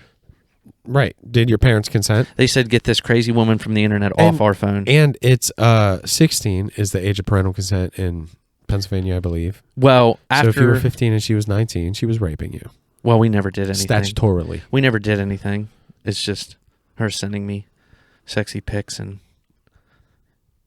me wishing I could do something about my teen angst but can't because I'm stuck in World of Warcraft. Also, real quick, I mean, like, with... I don't know. Never mind. I don't want to get too far into the weeds. Can a woman really rape a man? Like, unless you're drugged or something. In Rescue Me, they had it where I think they sexually... I don't think it's rape. I think it's sexual assault. You know what I mean? Like, they had it in Rescue Me where she would drug him up with two pills, a Viagra, and like Ambien or something. Yeah, right. And it would knock him out and make him feel like delirious, and then she would like play with this thing and then put it in her. And yeah, it's supposed to be like the ultimate male rape fantasy. Like, oh, women want it so bad and to have our baby, and they don't. And but like also that's what I'm saying. Like without drugs involved, like because I'll tell you what, man. There's times where I've been sober and like my dick doesn't want to cooperate with me. Really? Yeah. Oh yeah. Sometimes I get nervous, especially like if it's the first time I'm hooking up with a lady. Yeah, sometimes I get nervous and my wiener gets shy. Oh, no. I stripped at a bar one time. Yeah, you did. And I had to leave early because I was touching the lady I was stripping on so much that it was causing me to... get hard. Yeah, and I had to leave, and everybody was like, why? You should stay, or this is so much fun. I was like, yeah, but I gotta go. You don't understand it. I'm gonna get a boner. I gotta go jerk off. Yeah. I gotta go get the venom out. And it was only like a 3-minute thing. I just wanted to really stir her up. And you did. Congratulate her on her 50th birthday. Make her feel like a woman. You know what I mean? Like, yeah, attractive. Yeah, and you did. You did. Well, thank you. And then I remember telling people, they were like, what was it like for you or whatever to strip at a bar? And I said, it sounded like a bunch of raptors gagging on meat. They were like, I'd never. And it's like, you're at a fucking bar. You never saw smut before. Right. Like, get off of it. Like, calling a spade makes people sick sometimes, and I don't get it. Yeah, because people like to pretend like, well, not me. Oh, I'm here, but it's for a different reason. Right, exactly. Look, well, but not me. Yeah, I'm the exception to the rule. I am not. That's not me, dude. I'm here. I'm here because this is where everybody else is. Yeah. And if I want to interact with everybody else, this is where I got to come. Okay, well, but then like you said, how come you're getting kicked out of the fucking bar at last call like, oh, I'm only here because this is where everybody else is. And then you close the fucking bar down. Like, and a lot of the time you're like shithoused and they're like, get the fuck out of here. Like lights are on and you're still like trying to keep the good times rolling. Well, but that's what everybody else does. This is where I'm hanging out. This is because everybody else is there. Yeah. Oh, so like if everybody else was just like crucifying themselves, would you fucking go to the field where everybody's crucifying themselves? It's the new hip thing. It's the new cool It's not thing. a phase. No. Somebody along the street at the carnival. They serve alcohol in the crucifixion field. Once you get up on your cross and you're crucified, they'll hold like a sponge. Cup, yeah, like a cup on a stick up there for you. Tastes a lot like vinegar. Yeah. Gross. At the parade they just had, I was out on the sidewalk with a friend, and a gentleman came by and asked my friend for a cigarette. And he said he was all out. And I told my friend, I was like, how does it feel to get bummed off of? You know what I mean?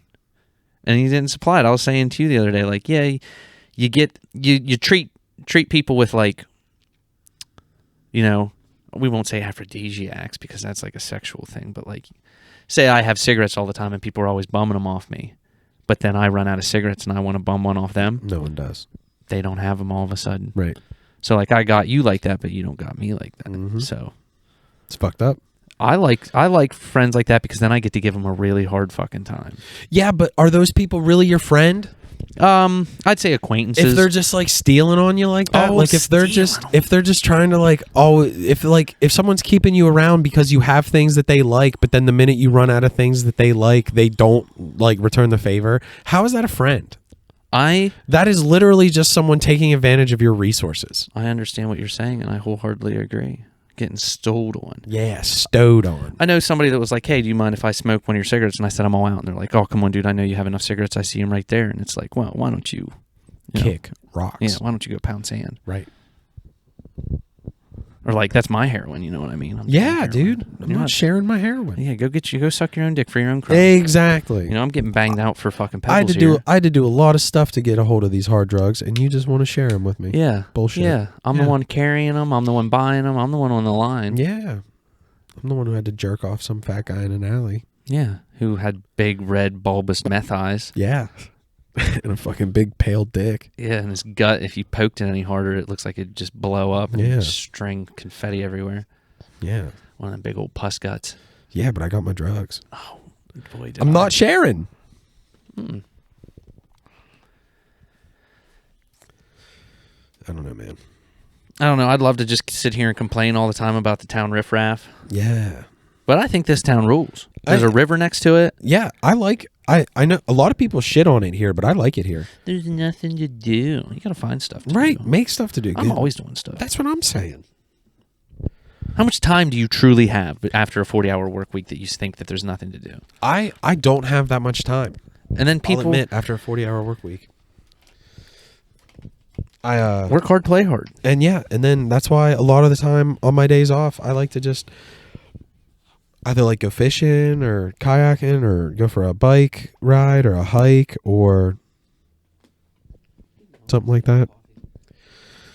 Alex is going to make a cup of coffee, drink a cup of coffee. Cold coffee, I would assume, because I didn't see him turn that on since we got here. So that coffee is the coffee that I made 2 hours ago. Yesterday. Yeah, I agree. You got to like, if people are like, oh, I can't have fun without alcohol. It's like, well, not to just bring it back to alcohol, but like if people are like, oh, I can't have fun without whatever. It's like, well, then I think you just aren't fun. I think that you just don't know how to have fun, because like I could entertain myself just in a room, maybe not for years, but like I could, you know what I mean? We're social creatures. Yeah, I'll figure something out, man. Yeah, I throw darts at the wall. I work on my handwriting. I do puzzles. Supposed to read a book. Supposed to read The Hobbit. Ooh, good book. It is a good book. I keep falling asleep during it, though. Yeah, that's what happens when you start reading. I get 8 pages in, and I'm. Yep, that's what happens. You feel your eyes get heavy. Like you read like 2 paragraphs, and you feel your eyes get heavy, and you're like, "What the fuck?"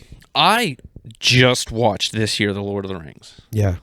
Yeah, epic. You shit on it for a while, dude. I thought it was for nerds. Yeah, I didn't get it. You did, but then you were like, "Oh, I like the Hobbit movies," and I was like, "Those movies are dog shit compared to the Lord of the Rings." And I was like, "Well, if that's true and Troy's pretty true, I'll check it out." And I was like, "Well, these movies are epic. Epic. These movies just stand the test of time. The story is just too good. It's so good, and I love the fact that it's like Christian allegory. Yeah. Because then I get to be like, some of it. Yeah. No, well, some of it's Christian I'm allegory. sure there's other religions too. Yeah, he used Tolkien used like a lot of different inspiration. Oh, yeah. C.S. Lewis, The Lion, the Witch, and the Wardrobe is more Christian allegory than... I did not like that. It was too metaphorical. Yeah. I watched Harry Potter last night in the Goblet of Fire. I love Harry. That's the worst movie. The Goblet of Fire? Worst movie. I had 2 people in the apartment say that's probably the best one out of all of them. They're wrong. It was already arguably a little dramatic. Arguably one of the best books. Mm-hmm. Also arguably one of the worst movies. I thought it was pretty good. I like Spoilers. all those movies. But well, except for like the first, well, I appreciate the first two for what they are.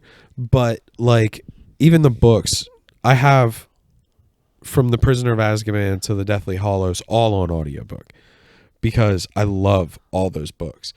But the first two are hard for me to get through. I never read Harry Potter. I just watched the movies. Oh. I never read the books of anything. Huh. Like, I was never really... Like, I only read books when I was forced to, in all actuality. I read a lot of, like, history books. I read a lot of, like... What are those, like a lot of psychology books, maybe like 4. That's not a lot. That's like 4. I mostly listen to lectures on YouTube and stuff. I listen to a lot of lectures on YouTube. But there's not a whole lot of information put out there that interests me. Like an origami book would interest me more than... Like a knot book would interest me more than like a book about a murder mystery. There's a lot of stuff in the book, The Goblet of Fire, that got cut out in the movie. Really? Which I mean, obviously, because like you can't include everything. But like there's like this whole like it doesn't explain anything about like Barty Crouch Jr. Was Drew here?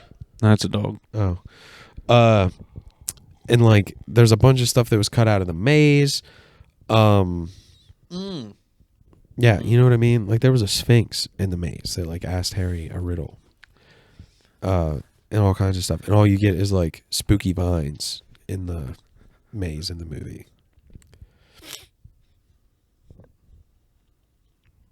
Harry Potter's never really been my... Girls loved Harry Potter. Barking up the wrong tree. Yeah. Lord of the Rings is way better than Harry Potter. Agreed. 100. Agreed. But what's your favorite part of Lord of the Rings? I like the Two Towers as far as books go. As far as movies are concerned, I like the Fellowship the most. As far as the books are concerned, I like the Two Towers the most. My favorite part is whenever Merry and Pippin meet the Ents. Yes, That's my favorite part. And then when Sam fights Shelob. Yeah. In the Two Towers, yeah. Maybe I should watch it and find my favorite part. I really like when he says, Saruman, Your staff is broken. Yeah, and it just fucking explodes in his hand, yeah. Yeah, dude. Skedaddle, skadoodle, your staff is a noodle. Spaghetti.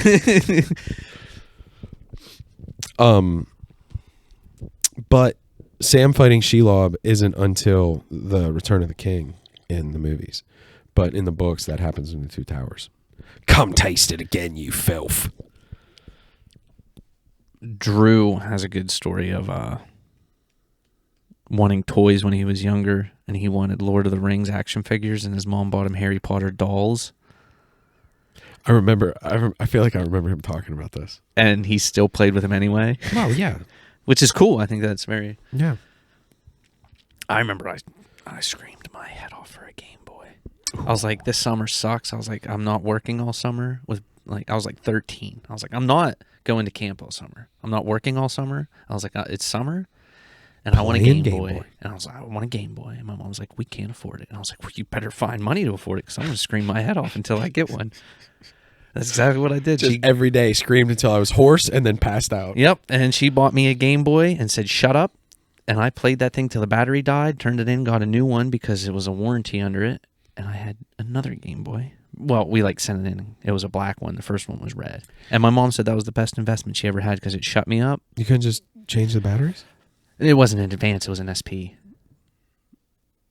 Oh, and what, the charger port broke or something? Yeah, like the battery didn't charge from the charger port anymore, so they replaced the charger port and the battery. Nice. But they just sent me a brand new Game Boy. I still have my Game Boy SP. Yeah. Yeah, that I still play. That's cool. I guess. Game Boys are... kind of a dork when you think about it.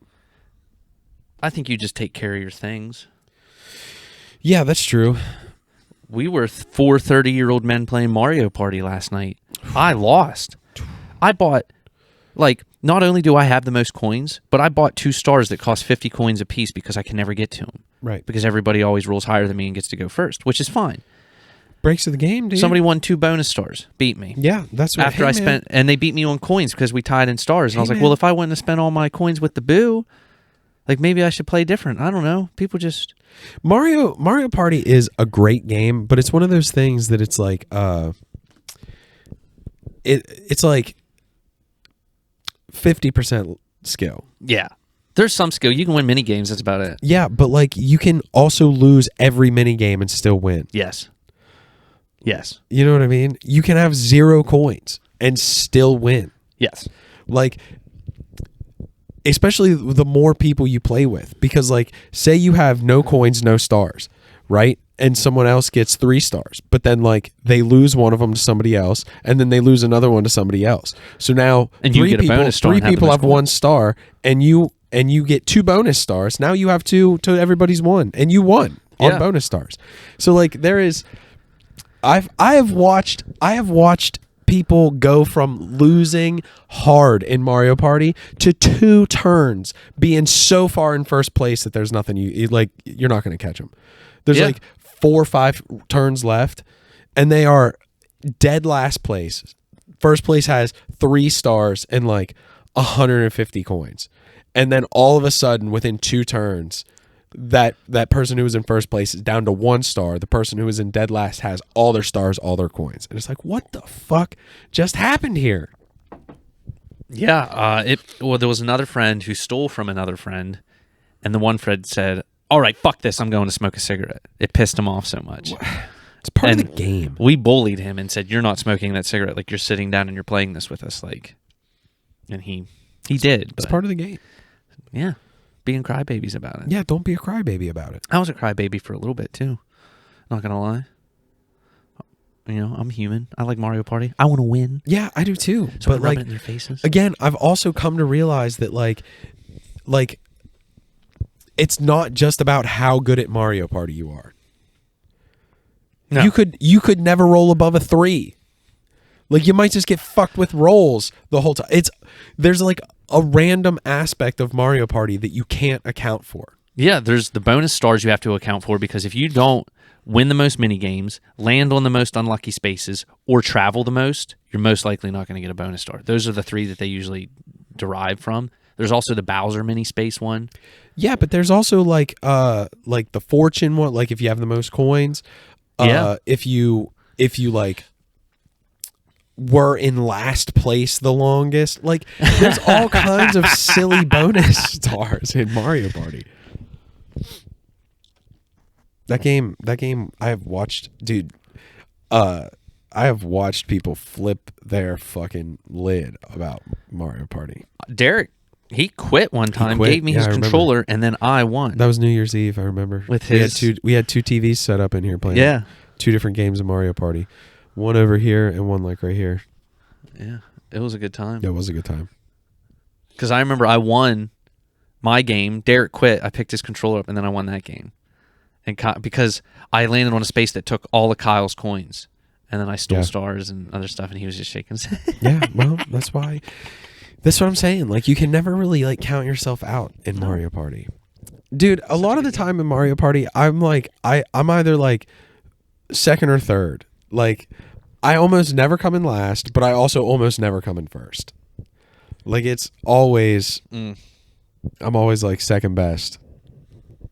There for a while, the one Mario Party, I was just winning. I'd pick Bowser, and he had the best dice block. Not really. Well, you hit the 10s all the time, it is. Yeah, if you hit the 10s, there's also like a lot of -3 coins. Yeah, and there's like 3 spaces with -3 coins. Yeah, which is like... It's either 8, 9, or 10, or -3. Or -3 coins. And like the thing is like, that's cool if you don't have coins. Yeah. There's like no downside. No. Except you don't get to move. Yeah. And then you can get the least move bonus star. Is that a bonus star? I don't know. It probably is. Person who sat still the longest. I'd like to hand out Alex's personal bonus stars to people. You know what I mean? Like, here's a bonus star for you for like being such a good friend. Yeah. Or like there's other people, like Adam gets the weed fiend bonus star or something. Dirtiest apartment. Bonus star. Yeah. Or like, what other bonus stars would be a good one for people? Spent all their money on something they didn't need to buy. Bonus star. Yeah, that's a good one. That's a good one. I love giving people hard times. Oh, yeah. Like, life's hard enough. You don't need someone chirping in your ear about how shitty it is. And then there's me just chirp, chirp, chirp, chirp, chirp, chirp, singing my song. Yeah, whatever. Some people need a little bit of hard love, tough love. Yeah, but some people aren't willing to help themselves. You can't.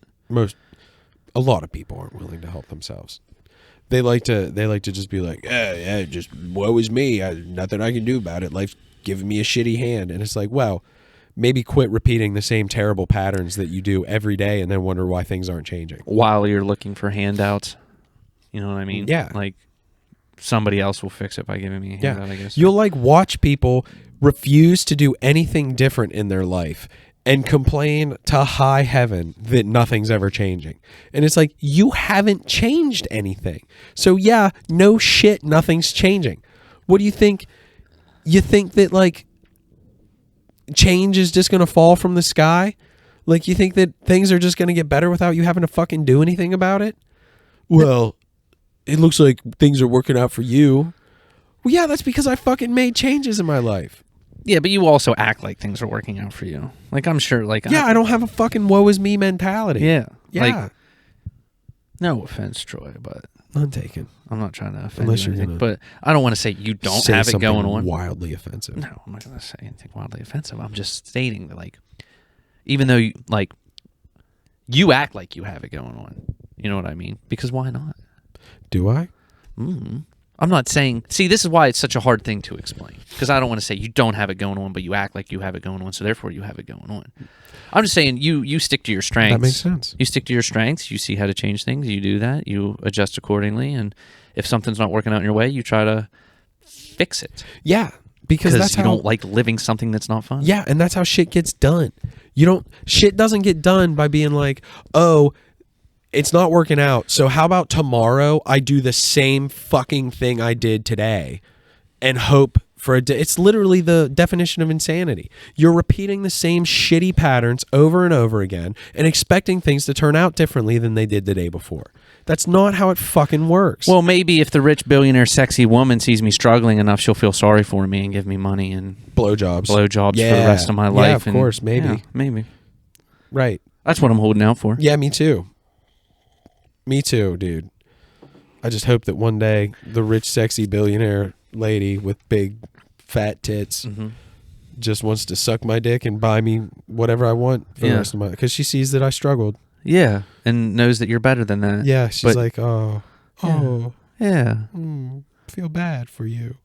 Let me go ahead and suck on my tits while I buy you fucking whatever you want. Really? You mean it? No fooling? No psychsies, no takesy-backsies for sures. That's like, it makes me laugh whenever there's like people who are like, what I miss at the club last night.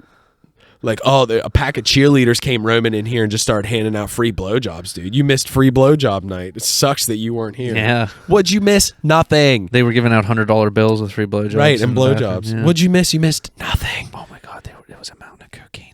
There was all the lines you could snort. Yeah. All the free crystal meth. And you put it in your coffee. And blowjobs and $100 bills, everything. No cops. They were actually, The cops were in on it. Yeah. Yeah. They actually brought the drugs that they stole from the town. Right. And said, we owe you one. And the cops were all ladies and all gave us get out of jail free cards. See, here's my get out of jail free. It's an actual card. Get out of jail free cards. And then they sucked our dicks after the cheerleaders did. They were like, oh, I think there's still some coming, them big dumb balls. Yeah, let me get it out for you. let me train them big dumb balls for you. Yeah, dude. It's like, oh, you didn't miss anything. It's the same 10 people having the same conversation that they've had for the last 20 years. I don't understand why stuff's not any different. I had a conversation with a gentleman the other night, and I didn't understand, like, we had the conversation about if you're an alcoholic. Like, You don't go if you're an alcoholic. People go to the bar and they're like, "Oh, I'm an alcoholic," or alcoholics. You tend to stay at home because it's the cheapest decision because they can't do anything else but drink. Right. So like, I look at people that go to the bar as an alcoholic as like weak alcoholics. You know what I mean? Like alcohol light. Yeah, like they're like they can't handle true alcoholism because if they did, they'd be alone drinking all the time because nobody could. You know what I mean? Because they'd have to get torqued. But they're pretty mediocre alcoholics. They sit at the socialized hour and they pay more money than what they're supposed to, so therefore they're looked at like a civil citizen and stuff like that. I don't know. I don't know how it works. I just sit on my high horse and judge. Yeah, I guess that's really all I'm doing as well. My big white high horse that all of you should bow down to. Yep. And I guess that's really all I'm doing also is just like, but like, I don't know, man. It's a hell of a drug. Yeah, it is. But like, I don't, there's like part of me that it's like, yeah, I guess I shouldn't be so judgmental. But like, I get tired of like hearing these people whine. Yeah. And them like acting like, if they just embraced it, it'd be a lot better of a time. Right. Or that, and then them acting like, well, it's easy for you to say that. And it's like, well, it's not. You know, I just am fucking disciplined and am able to like force myself to do things that aren't necessarily a good time all the time. Kind of like let me throw this at you. I just want to say this. Yeah, go ahead, toss it. We'll see if I catch it. All right. I was hanging out at the social club and they were talking about David Goggins, and I said the only thing I have to say about David Goggins is he's too afraid to be a Marine. Right. And people were like, "Oh, well, you can say that." And it's like, "Well, you can say it too." You know what I mean? Just because you're not like, yeah, but you were a Marine. Right. But I was just trying to... Still are, technically. I mean, like, that, just because you're out of the military doesn't mean you weren't, like, that never goes away. Semper Fi's forever. Right, but I don't want people thinking, like, why didn't you jump in front of that bus to save that kid? Aren't you a Marine? You should have sacrificed yourself. And it's like, yeah, well, he shouldn't. Well, why don't they do that? Yeah. Why don't you do it if you're so fucking... I don't know. That's kind of like government propaganda. Well, I'm not a Marine. Yeah, that's because you're a bitch, man. I look at, like, support the troops and, like, once a Marine, always a Marine, and, like... Thank you for your service. That's all like government propaganda. Yeah, like, but I don't think the whole like once a Marine, always a Marine thing means like, I don't think it means like, why aren't you jumping in front of traffic to save children? I don't think that's what, I think it just means that like, there are things that have been like instilled in you that are like probably never going to go away. Yeah, like taking extra long ship breaks so I don't have to help out with busting rust off the and vehicles. like figuring out how to like get stuff done fast so you can take more naps. Yeah. Delegation. Yeah. Stuff And like that. but people think they can't say things because they're not in the shoes of being able to say it. When you can say whatever you want, you can do whatever you want. We are the clay. You know, It was what I mean? America, baby. Yeah. Greatest country in the world, as far as I'm concerned. Number one, 2 world wars, baby. never been another one like it. Nope. Yep. History didn't even start until 1776. Everything before that's just a fucking lie. Hoorah. Hoorah.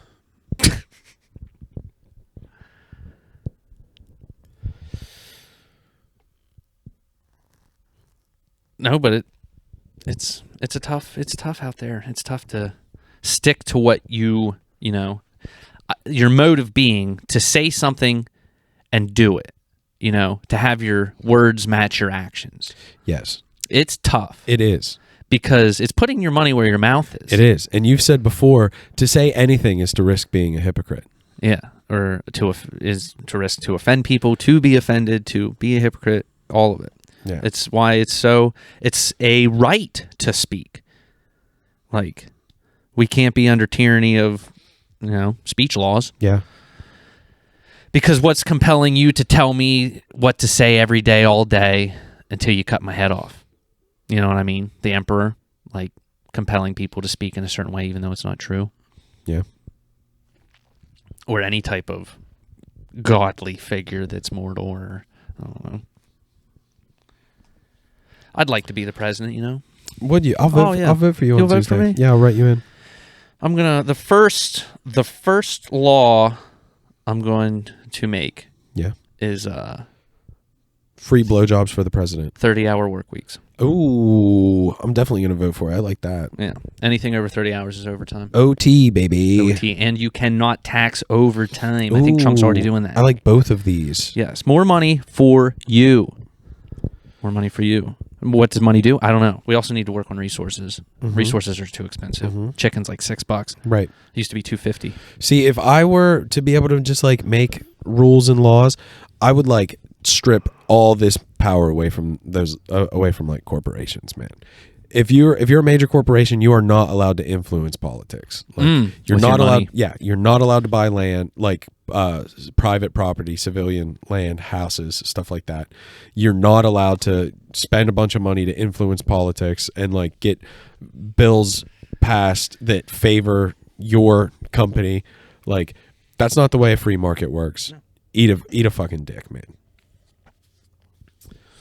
If I was president, I'd get a sex change so that I could be the first woman president. First trans president. Well, I'd be a woman. Trans woman. Trans woman, yeah. Yeah. You could just identify as a woman. You could be a woman right now. Not yet. I'm not going to do that yet. I don't feel like a woman, mostly because I can like feel, if I think about it, I can like feel my balls like sitting in between my legs. You know what I mean? Like if I focus on like what my balls feel like, I can feel them, and I don't think women can do that. The closest thing I've ever gotten to feeling like a woman is when I get diarrhea cramps. Okay. And it kind of feels like I have a period. Yeah, okay. And it's like bends me over, and it's like, oh, I don't know how they deal with this. And then I shit and I feel better, and I'm like, oh, well, that was easy. Yeah. But theirs are like permanent, and they not permanent, but well, not right, but they get them more frequently. Yeah. Yeah. Till they go through menopause. Yeah, or what I would do is if I was a woman, I would just stay perpetually pregnant so I never had to deal with a period. Perfect. Yeah. I would sleep. If I was a woman, I would make sure the vetting process of me getting a guy would involve them not having a car. Okay. They have to have kids to another woman. Okay. Because that means they're virile. Right. And low income job. Yes, low income job next to no money. Right, with like no benefits. I want them also to be addicted to substances that irrationally make their behavior abusive towards me. Like what? Like, say they go out drinking and then drive my car without a license. They can go 45 miles an hour down the back street and just squeal on the tires. Yes. And then wake up the next day and brag about how loaded they were and how like they could have got someone killed or something. And it's just like they're a hero because they didn't. Well, I didn't because I didn't because that's, or they didn't. They would be dating me. Yes. Hypothetical scenario. Okay. But I'm not ready to transition to being a woman yet. Gotcha. Maybe whenever I'm dead, they can do it. They can cut off my dick for science and and they can all like. Well, but you don't have to not have a dick to be a woman. And you know what I mean? I can have both parts? No, you can just have a dick and balls and be a woman. Yeah, that's the way it works.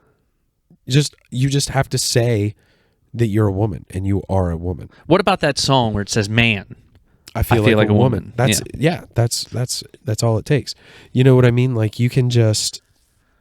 That's like how all these guys are like competing against women in sports. Yeah, well, let's go, girls. Yeah. I shouldn't say guys competing against women. Trans women competing against biological women in women's sports.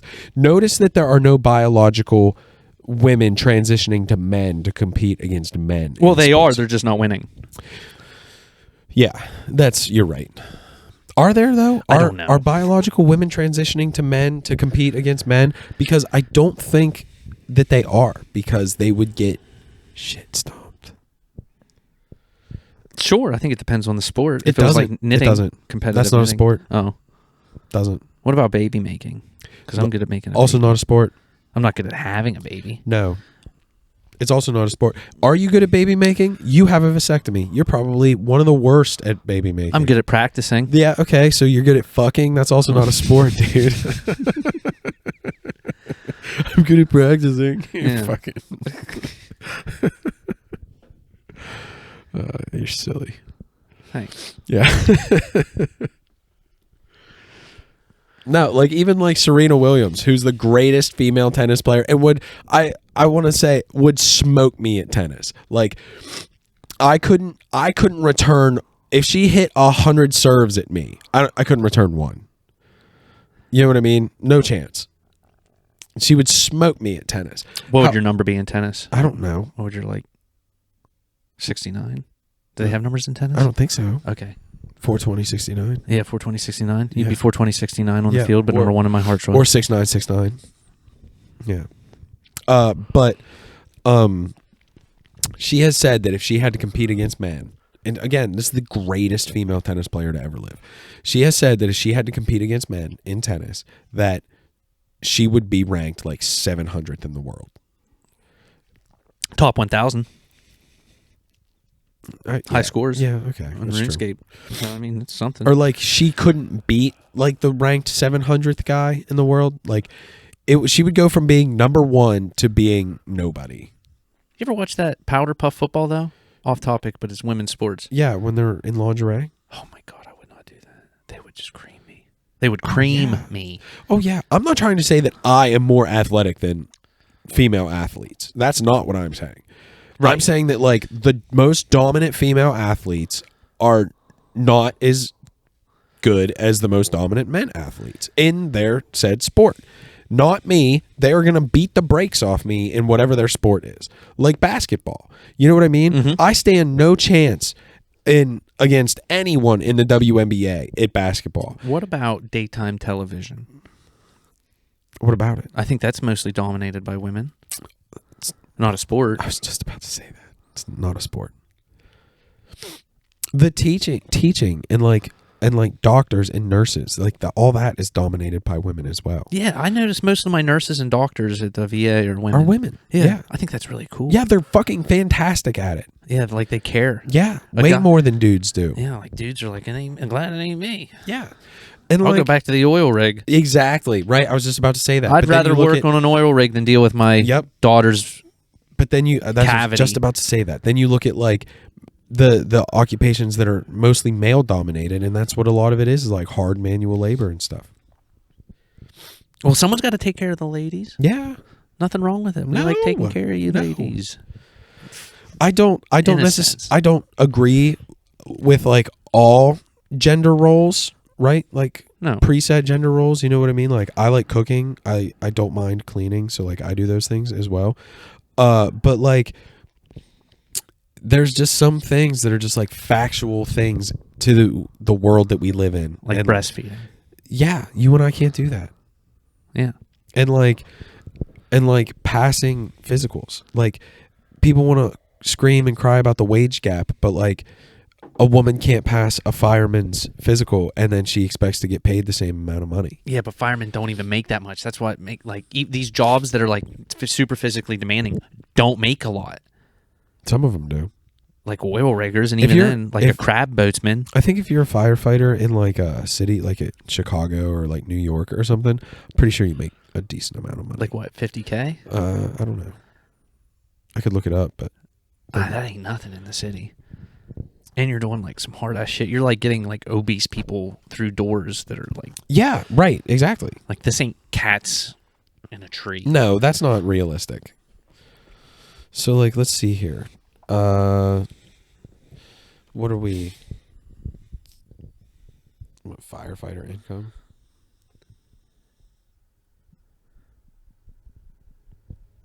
Salary. Yeah, so it depends. Most of it's volunteer too, so that takes the scale away. It depends on, but like here on Indeed, right? Up to 110K a year. ZipRecruiter 89K. Oh wow, and these are in cities. This is like the highest. Like it goes from 39K to 89K. What if I were to tell 45K you- to 110K, 34K to 66K, 53K to 92K, 43 to 130K a year in Pittsburgh. Yeah, but what if I told you it's not about the money? What if I told you it's about the clout? What if I said people want to be looked at like rock stars even though they can't be a rock star? Like it ain't like the money is just secondary. Like I don't know. Or is it all about the money, baby? Are you talking about firefighters? Yeah, it could be firefighters. Like you talk about how some people can't uphold the standard to the physicality part of like these certain jobs, but they still want the clout for like being, or like, we'll say it's not about the money. They just want to be viewed as a firefighter, but they can't pass the physical part. So Then then you they wouldn't- get all pissed off because yeah, but like, you wouldn't make it. They wouldn't let you. Like if you can't pass their physical exam, you're not going to be a firefighter. Right. So like, yeah, but they'll let people like a paid firefighter. You know what I mean? You can be a fat piece of shit and be a volunteer firefighter. I still like think an we need old those. an old man. Yeah, I do too. I'm not trying to shit on volunteer firefighters. I'm not saying you are. I'm shitting on fat, out of shape people. Right. That think that they weaseled their way in, they grandfathered their way into a position with the state that allows them to continue being a fat piece of shit without like upholding their end of the deal. Almost like somebody that has no radio technician involvement, but they just stand over top of radios and just go every day to make sure the batteries are changed in the radio. Yeah. I just take a hard stance against people that consume more resources than they're worth. You shouldn't be allowed to be 400 pounds. Yeah, I've openly stated this. If you go to the bar and you're visibly intoxicated, I love this. Go on. the bartender can shut you off. So if you go to a restaurant and you're visibly overweight, they should be allowed to shut you off. I agree. I love Please that. get out of our restaurant. Right. You're too big. You are too big. This is all you can eat buffet, not stay all day and eat buffet. Right. You sit down, you eat, you leave. Yeah. You know, come stay for an hour, you eat, you go home. Yeah. Yeah, dude, I agree. And like, there should be like, I don't know. That would get like, again, we live in America, dude. Greatest country in the world. You can, if you want to eat fucking cheeseburgers until you are a 600-pound blob and then be a leech on society, you can do that. And I think that you should have the right to do that. But I also think that it should be a difficult life for you if you want to eat yourself into 400 or 500, 600 pounds. Who's to say it isn't already? Oh, it has But that to doesn't mean, but it's not our fault that you did that to yourself. No, and I don't think you should be able to draw disability for that. Really? Yeah. Maybe you it's did a mental to yourself. disease. Yes, but I really think we've talked about this, and I really think being overweight, like morbidly obese and stuff like that, I really think it shows like an IQ. I agree. I agree. Like you're fat because you're stupid. Yeah. I agree. And I agree, dude. Especially if you're like real big and fat. yeah. Yeah. I'm not saying I think humans are inherently smart. I do too. But dude, I think a lot of that comes down to the fucking food that you're eating. Like I think that one of the reasons you're stupid and fat is because you're eating fucking poison. Like It's killing your brain. Yeah, dude. Look at like their even like down to their skin and stuff. Yeah, dude. I watched this video. This real gross fat lady eating something from fast food. She was doing like a food review in her car where she's like eating fast food, and like you could see the pores on her face. Like they were so big and open. The pores on her face. Her skin was terrible. Her hair was terrible, dude. Like. And it's because you're eating processed fucking dog shit, man. Eat some real food. Go for a walk. You know what's really messed up? Fat pig. What? You see people that do that, and you watch that video, right? I only watched some of it. You only watched some of it? Well, you viewing it supported her. I know. And people are watching and supporting her in a way that she probably won't like. Like, she probably thinks she's popular, but the only reason people are watching her is because it makes them feel better. Right. They're not her. Or because they want to go into the comments and shit on them. Yeah. And I think that's toxic. But then they'll project this, like, persona that like, content can't be toxic because it's monitored and it's like, you know what I mean? Like, it goes through the checks and balances to make sure that everything's kosher. But we all know, like, how things work, and we're not stupid, but you got to make a hustle. So eating food in your fat car and putting it online is... This is going to sound fucked up, but whenever I come across like these fat influencers on Instagram, I block them and report them for eating disorders. Hey, now we're talking. Every single one of them. Every single one of these fucking profiles that I come across, and they're like, this is what it's like to be a 24-year-old overweight person. I want to show you what I eat in a day when I go to Disney World. And then they eat fucking 13,000 calories in a day. And they're like and follow for more content like this. I block them, and then I report them for eating disorders. Because gross. You're fucking gross. Which I guess is easy for me to say because I'm fucking. It's easy for me, right? Because I'm because I'm skinny. Easy for you. You're not them. You make it look so easy. Yeah, which is you have it on easy street. I do. I have it on easy street, which is just not the case, man. But whatever. What are you gonna do? Keep complaining about it. Why not? The thing is, everybody else does. The reason I say I'm not on easy street is because like I used to be fat too, bro. I mean not fucking not Job of the Hut fat, but like I was fat and I realized like, oh hey, I gotta make some fucking changes in my life if I don't want to be a fat pig for the rest of my life. If I don't want people to look at me and be like, God damn, them Barons grow some fat hogs. what do you Barons? What do you Barons feed them hogs to get them hogs so fat? Oh, government subsidized cornmeal. We mix it right into their slop and make them big old fat hogs. We gonna win Best in Show again this year. I really think they're siphoning the tax. What is it? Where does our tax money go? We'll call it Fort Knox. They're siphoning Fort Knox through their money laundering through the welfare system with fat people on our taxes. I think it's like all like I don't know, like a ploy to keep people like complacent and stupid. Yeah, and lazy. Why would you do something when somebody else will do it for you? Because again, like we've subsidized corn in this country. It's in fucking everything. Watch that movie Cornspiracy and you'll be like, what the fuck? Don't show that to Derek. Oh, Derek is the one that told me about it. Oh God, he hates corn. He hates corn. And it's in everything. Yeah, because it's you can make sugar out of corn. Yep. There's corn syrup. Yep, they make vitamins out of it. It's in everything. Yeah, and there's no. It's just substance. It's not nutrients. No, it's actually nutrient dead. Yeah, like corn depleted. Is, because it's like a shell of the nutrients. Well, and because like they've made like pesticide resistant seeds. They call it like Roundup Ready. So like you can just like soak these plants in Roundup and they will grow anyway.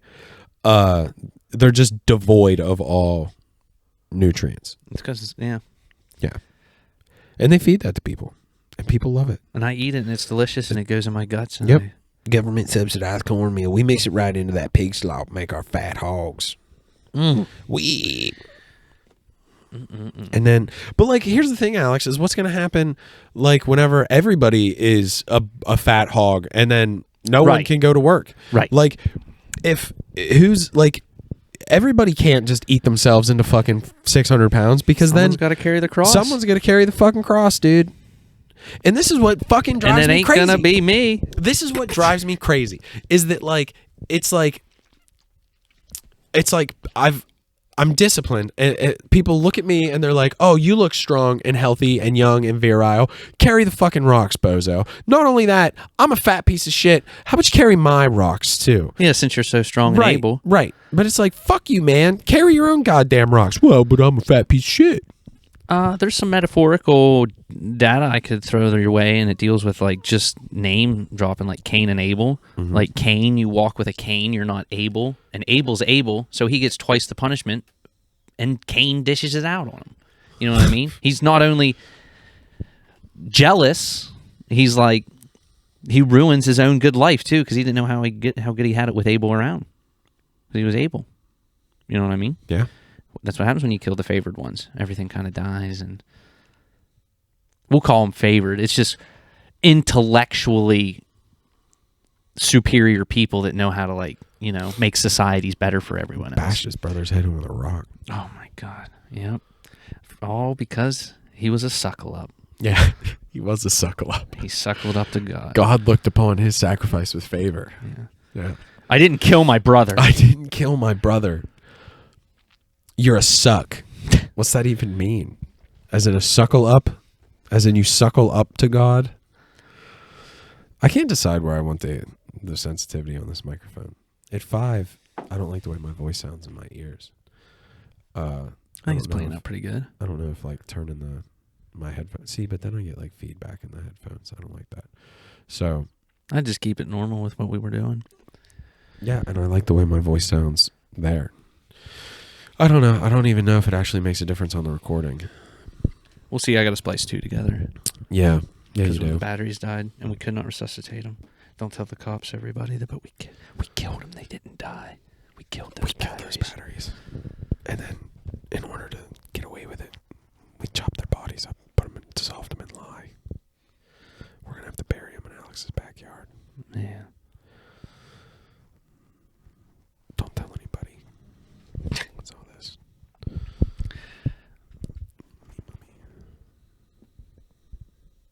What you got? What's that watch say? How many calories did you burn? Oh, shit. I don't know. I was looking at someone texting me. Not many today. 1,779. I'd like to have the information of my whole life, knowing what I did and didn't do. Really do a lot today. But that stuff scares the shit out of me.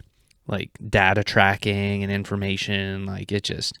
One day they're going to make a false entity of me and they're going to shoot me in the head and AI is just going to generate the people for us. You think? I don't know, man. I'm pretty useless. Not to talk ill of myself, but I mean, like, I don't have any, like, corrigible skills? Not corrigible, but, like... You're fun to talk to. Well, thank you. Yeah. Dude, whatever, man. This is like one of those things, you know, like people fucking make money off what you and I are doing right now. Not that you can make money off of anything. Right. And not that I'm saying that I think that like you and I are gonna, that's not the point of why we're doing this. But like it's the idea that like you listen to some recorded conversations and podcasts and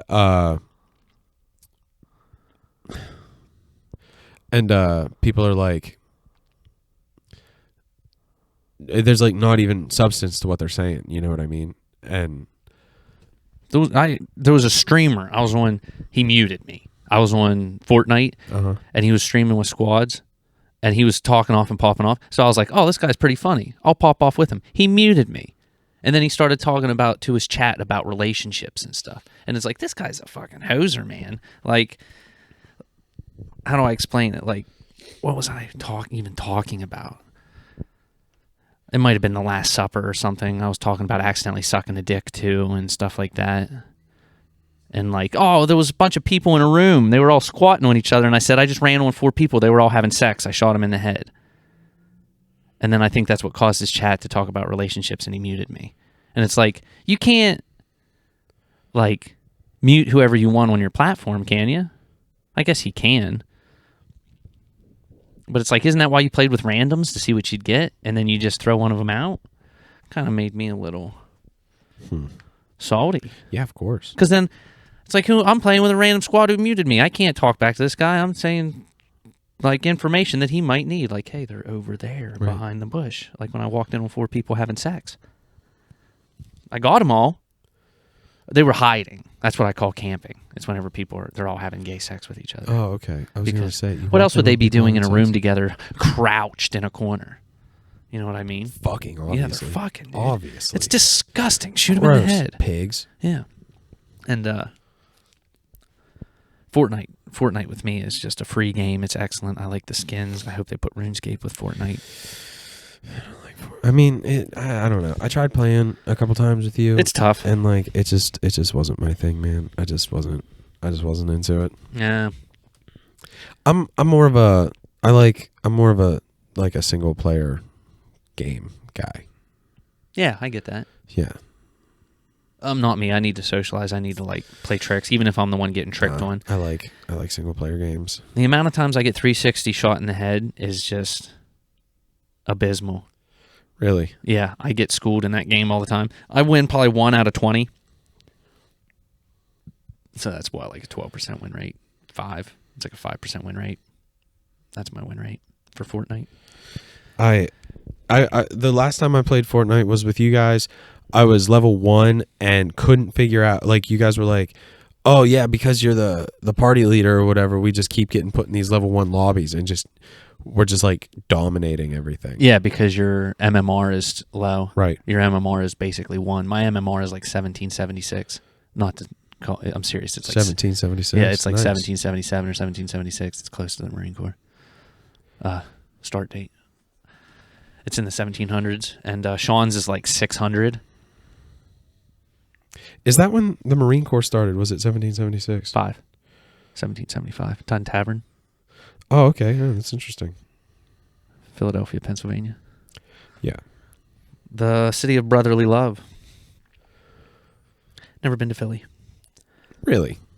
No, I don't think so. I've been to Pittsburgh. I've been to D.C. I've been to New York. I've been to... You've never been to Philadelphia? No, I've been to No shit. Florida. I've been to California. Went over to the Middle East there for a little bit, a little stint. MEU, Marine Expeditionary Unit. I also went the USS New York. USS New York. It was a recon ship. We were attached to the Iwo Jima. I don't know if this is sensitive information I'm giving out. I don't know if it's redacted. I don't know how stuff works in the military. I was a big bozo. I had a clown nose on. They literally called me Clown. People asked me what nicknames were. Clown nose on. Yeah, I was like, they were like, anybody got any nicknames? I was like, mine's Clown. They were like, that ain't a nickname. Bozo. Yeah. They're like, I think they're just making fun of you. They call me Joker. That's what I was trying to. I was like, it's kind of like Joker. And they're like, no, it's not. No, you're wrong. Yeah, Joker's a wild card in a deck of cards. It's like you're a clown running around to make sure the bull doesn't kill the hero. You know what I mean? Like a rodeo clown. Yeah. Hey man, those rodeo clowns are fucking important. That's all I try to portray in the military. Like everybody talk to me like I'm beneath them, but it's like when it comes down to it, you're the one that needs me to kick the door. Yeah, in. right, exactly. Thank God I never had to. But it was just funny that it's like you can treat me like this until you need me, and then all of a sudden it's convenient. But hey, that's how life works. I was just about to say that. That's fucking life, isn't it, man? Yeah, can't spilt milk, man. Get over it. Back to what you said about people liking your stuff until you don't have stuff, and then whenever you want this stuff back, people are like, "Well, I don't got that stuff." Yeah, well, that's not. Well, but I thought you were the one that always had this stuff. Yeah, I like your stuff. How come? What do you mean? You know I can't afford it. Do I see a Brandon Sanderson book over there? The Way of Kings. Is that what that is? Yeah. Have you ever read that? I tried. It's too much. Golly, it's good. Yeah. There's 3 of them, isn't there? Stormlight Archives? Yeah, there's going to be... The 5th one is coming out, I believe. There's going to be 10 of them in that series. The Patrick Rothfuss, or Patrick Rothfuss, The Name of the Wind, I think is my favorite trilogy so far. There's only 2 books. He's coming out with a 3rd. It's like The Heart of Stone or The Way of Stone. I just really got into that. There's like a love interest in it that was really cool and some like weird fantasy stuff. It was like Harry Potter mixed with like something else. RuneScape. Yeah. I like that. Yeah, you were listening to him on an audiobook. Yeah, still am. How far along are you? Which Book 4? Book 4? Yes, sir. How many of them are there? 5? Yes. The 5th one comes out at the end of the year, I believe. They're thick. They are thick. I can't imagine reading them. Like, the book 4, I believe, like, the actual physical copy of the book is like 1,800 pages or something like that. Yeah, I know 2 people that have read the first 3 books. That's crazy. And they're brother and sister. Nice. They read books like... Who? Patrick. Patroclus. Patroclus. And he read that his goal whenever we deployed, he said he wanted to read like a book every 2 days. Wow. Or like every 3 days. Damn. He was like, and he had them on his little Kindle. He read over 100-something books. Golly. He was really into like murder books. Who's the one with that eats people? Silence of the Lambs. Yeah. He was really into those books for a second. Huh. I want to read The Shining. And Dreamcatcher. Yeah, I want to read some Stephen King books. But the thing is like there's so much in the Stormlight Archive that it's like I don't want to start another book while I still have all this material to read and cover, you know what I mean? Oh, I agree, yeah. You don't want to leave any detail out. Yeah. Don't throw the baby out with the bathwater. Correct. Books are cool though. I like burning books. Yeah, like there was a book, I believe, written about that. Yeah, I like to just destroy our history Yeah. And then that way I can mold myself as the god of society, so that there's no recorded history of anything happening. So I get to Right. dictate. You decide what history is. Yes. Yes. And I am the victor. Yes. I am the all. History was written by the winners. Yes. Yes. And it's a facto, I'm not a loser. Ipso facto, I'm your boss. Well, you know, you work for the bank. Bank works for me. Ipso facto, I'm your boss. Ain't that funny how things work? Well, we've been talking for a while. Yeah, we could call it if you want. I mean, I could sit here and keep talking. It doesn't matter to me. I don't know if I have any other more jokes. I don't. No. No, just that Last Supper one. I'll try to think of more ones. Oh no, I got a joke. Okay, hit me with it. It's a spin-off. This one's not a bit. This one's a spin-off. It's a spin-off of Ratatouille. Okay. It's called Fagatouille. Okay. And the chef, instead of the rat being on his head and controlling him, it's in his ass. And is okay. Okay, I got it. Interesting. Now, is he still a chef? He's a gay chef. A gay chef who likes rats in his ass. Okay. And it just so happens the next rat, like, he kept putting rats in his ass and they would die after they chewed on his intestines and crawled around for a little bit and he'd get off or whatever. And then one rat was like super smarter than all the other rats and realized he could control this guy from the inside of his ass. Gotcha. So what about I'm just going to take this and run with it, right? Tell me what you think about this. What about instead of like a chef, he's like a gay porn star or something like that? Oh, and the rat controls his porn. Yeah, it makes him like better at being a gay porn star. I get what you're saying. Yeah. That way he's not just some gay chef. Yeah. Who likes rats in his ass. There's like he's a superstar porno and no one knows where he gets his style from. Like, and it's the rat. Yes. Like Dirk Diggler in Boogie Nights. Yeah. But like gay. Yeah. Yeah. Like bestiality gay. Yeah. Or maybe he's like a farmer or something instead of a chef. I like the porno one. I think he could be like an adult film star. Like, yeah. That's good, right? Yeah. Yeah. What would his name be? His name would be like his porn name or his actual name? I don't know. Well, he'd have to have two, I Yeah. think, in the bit. He could be called like I don't know. His real name could be like something real vague, like John Roswell or something like that. I was thinking of like Pete. Pete O'File. Pete. Dixon. Yes.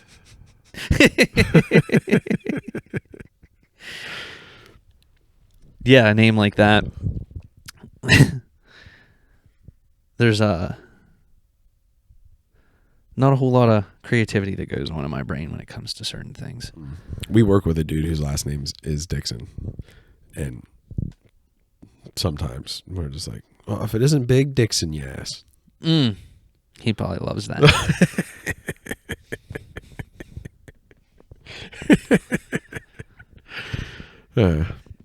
Whatever, dude. If my name was Oliver, I would change my middle name to Close Off. And your last name is just Barron, so Oliver Close Off Barron? Yep. Oh. Yep. Do you ski or snowboard? I used to. Not Really? anymore. Haven't in a long time. Winter season's coming up. Yeah. I can't. I'll break my legs. That's what I'm saying, dude. I used to. When I was in first, I think I started skiing when I was in first grade. First, second, third. And then when you got to third grade, you got the option to move to snowboarding. Yeah. And all my friends switched to snowboarding. And I did skiing for 1 year alone. Yeah. It was what was cool about it is I got a lot of attention from the instructor. Yeah, 101. Yeah. But cuz otherwise it was like groups. But then the next year I was like, well, I'm not going to be the only fucking loser that Doesn't that suck? is still alone? skiing. Yeah. So I switched to snowboarding, and it's like I had to fucking learn how to. It's like I had to learn how to do it all over again. And the thing that was annoying is like, when you're real young, your brain's real pliable, so like you pick up on stuff really quick.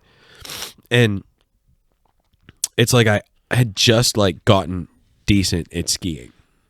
Yeah, and then you switch to snowboarding. Yeah. And it's a completely different beast. Yep. And I think I only did it for a couple years after that, and I was like, yeah, you know what? No, thank you. I'm a big tuber kind of guy. Yeah. Tube. Like, oh, I thought you meant like potatoes. No, like the tube, the inner tube. Yeah. I could crush some tube ramps and just fly off of it and land in the snow and just have a good old time. Oh yeah. Go into the ski lodge and drink some hot chocolate. Yep. Go back out. Eat some tubing. overpriced pizza. I always like when my tube goes faster than the tube in front of me and I use there as a ramp. Uh-huh. And like the collision, like tubing's just so funny. Tubing. I went tubing down the Black Diamond one time. Really? Aced it.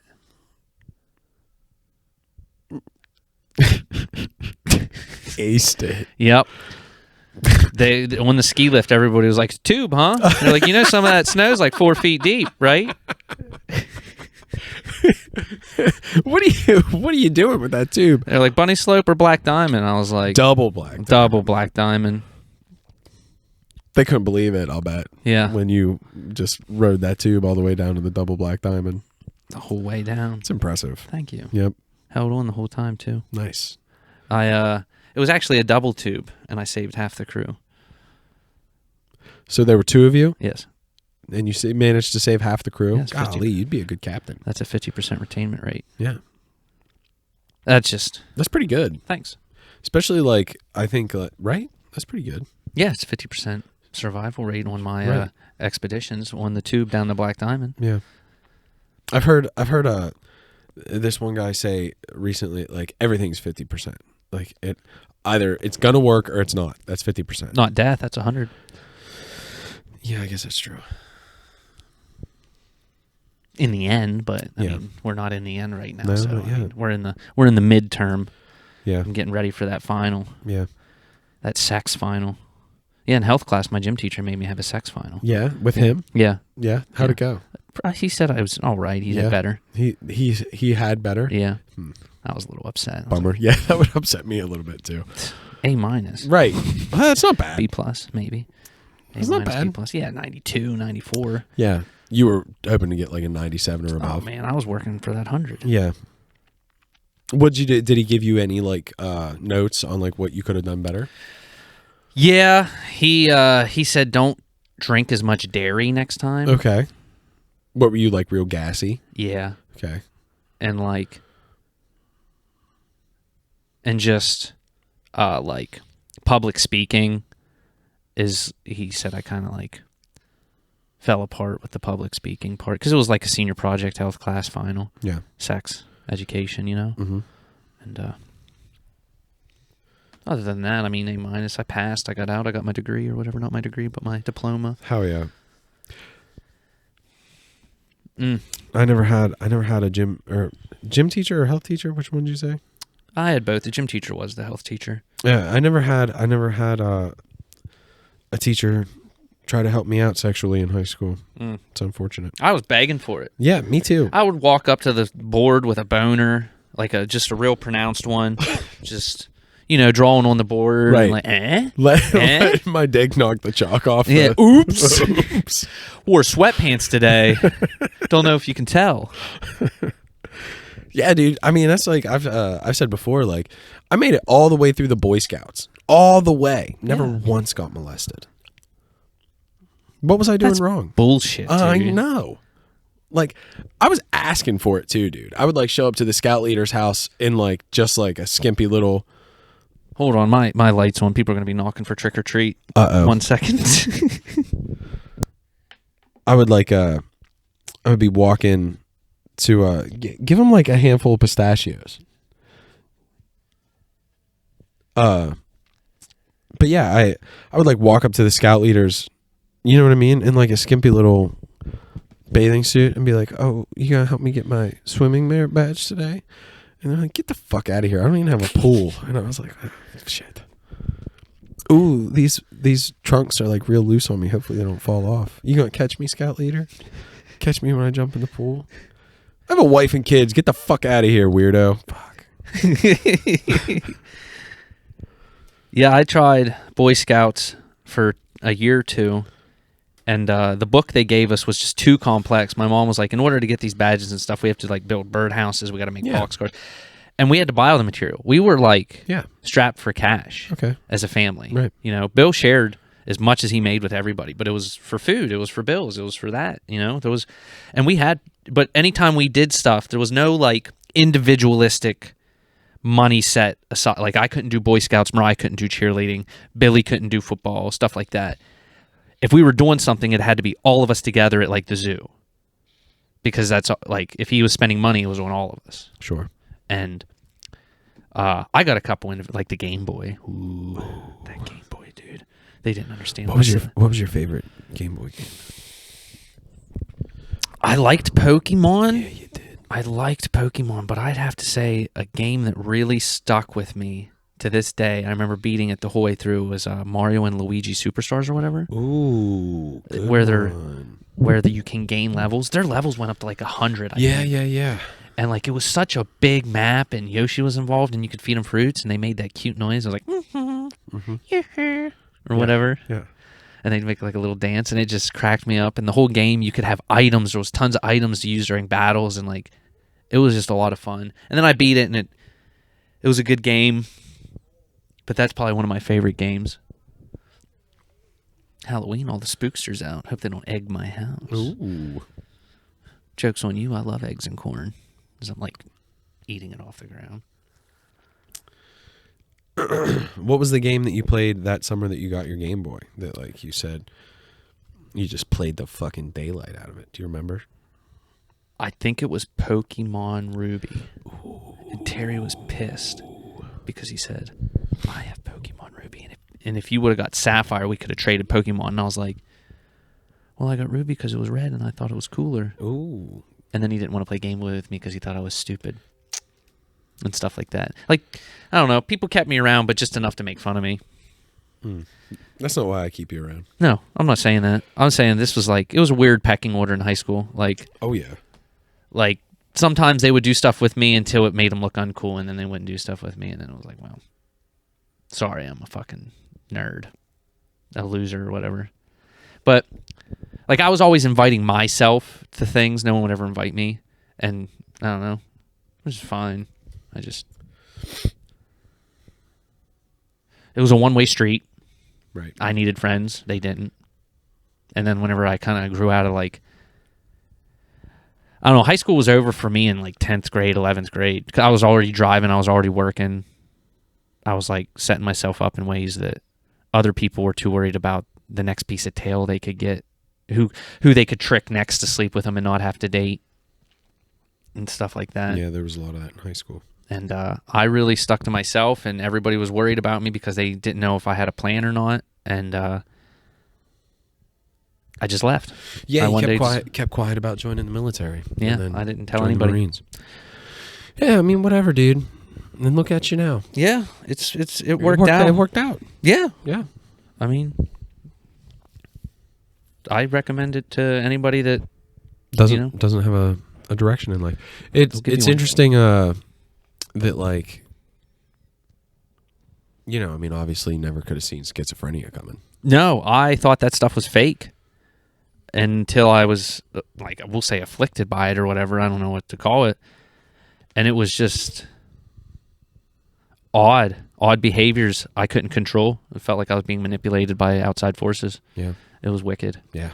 And I talked to doctors about it, and they said this is very common in people your age with schizophrenia. And then I kept talking to doctors, and it got worse, and then they medicated me, and now here I am. Yeah. And everything's for the better. Good. I'm glad they have. I just think of some, like, safari man busting through the jungle with a machete looking for a plant for some type of ointment that they can extract to treat people with psychotic episodes. And he's like, you know, it's his lifelong research to help people and stuff like that. And I'm thankful for people that invented medicine and know how to administer it. And, like, just the fact that I was going through these crazy fits, and then it's happened so much throughout history. People were willing to put in resources to help these types of people. You know what I mean? Mm-hmm. Like, it's been such a problem in society that they want to fix it. Yeah. And it helps, and it works, and I'm eternally grateful for it. Fuck yeah, man. Yeah, dude, there's that wicked documentary on whatever it is, that 6 schizophrenic brothers. Yeah.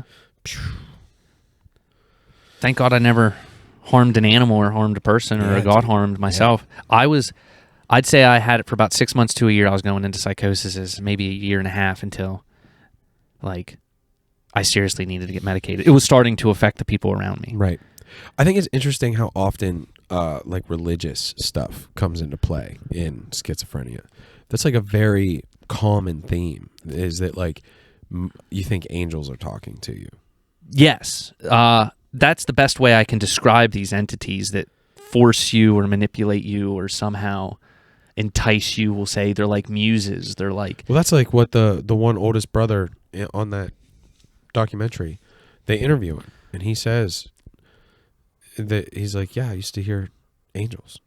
He was like, they would talk through me. Mm-hmm. And he was like, and it was painful. It hurt for them to talk through me the way that they did. I really PG-13 it down sometimes for people, because if I bring up angels or anything, people look at me like a kook, so I call them aliens. Yeah. Sometimes. Yeah. Like, imagine some type of telepathic beast feeding when you're unconscious. Right. And then it's leaking its corruption into you and causing you to act in certain ways. And then people will be like, you're just making stuff up. And it's like, exactly. My brain's making stuff up that I can't control. It thinks there's elder beasts eating me. Well, you're making that up. Yeah, no shit. Obviously, it's not true. That was a big thing. I was explaining to them, I was like, why am I seeing lies? I was like, that's the best way I could explain it, is like, I'm literally seeing a different reality in front of me. Nothing is true. Like I can't trust my own thoughts. Like, it's telling me to walk in front of trains. Ugh. Yeah, like, why don't you touch that electrical track to see if you get exploded into a million pieces and stuff like that. Join us. And I didn't want to. I didn't want to join them. I didn't want to be anything a part of them. I wanted them out of my head. I wanted them out of my life. And the medication really... That's good. Has me on track. Aripiprazole, 776 milligrams. Is that a lot? I think it's the max dosage. I think it went down to 682. I asked him to take it off because it was making me sick. It was like... Sure. Bleh, too much. Yeah. Yeah. I would think a heavy dose of an antipsychotic would make you feel pretty shitty once it starts to build up in your bloodstream and stuff. Drinking when it sucks. I can only imagine. It inflares. It just inflames stuff. Yeah, I can only imagine how that would feel. Drinking on heavy antipsychotics Dehydrates you. Yeah. Like the medicine already dehydrates me. I got to drink a lot of water with it, but... Trick-or-treaters. Yeah, trick-or-treaters. Dressing up like... Coyote Uglies. What? What? I don't know. Ugh. That's why I got this big bay window so I can watch out onto the street. And cast my judgment from my tall white horse. Yep. That's what we're here for. That's what I do. I white knight. Whenever I see my friend getting it in with a girl, I say things like, "You don't want to do that, do you?" Right. And try to just... What's that called whenever you really harsh someone's mellow with a lady because you're jealous? Oh, cock blocking? Oh, I thought it was called like... Yeah, it's cock blocking. Yeah. That's what I do. Yeah. Because I can't stand seeing other people happier than me. Right, and like... That was my idea. That was my hole. I was going to do that. I was going to sleep with that woman. Yeah, and you just got swiped or no swiping. God damn it. I was going to do that. Those rotten kids and that dog didn't beat me to it first. I would have gotten away with it too. But you've also said this before, like, even earlier in this conversation, we said about like ultimately sex is up to the woman, because if not, it would be rape. Because if it were up to us, we would fuck all of them. Yeah, all of us would fuck all of them, and they would all be pregnant to whoever we would want it to be, and we wouldn't take care of them, and we would have as many sexual opportunities as we could with the least amount of responsibility, and it would be all up to the woman to raise the kid, but none of the power of the sexuality. Right. It would be a hellscape. It would be. Because men would fucking kill each other over it. Yeah, because we're fucking brutes. Jealous brutes. Yep, we are brutes. I'll say it. I get jealous over my sister. I see people talking to my sister too much. I get jealous. It's like, hey, wait a second. That's my sister. Yeah, that's my sister. Dibs. Yeah. Hey, wait a minute. Not in my house, bucko. If anybody's going to sleep with my sister, it's going to be me.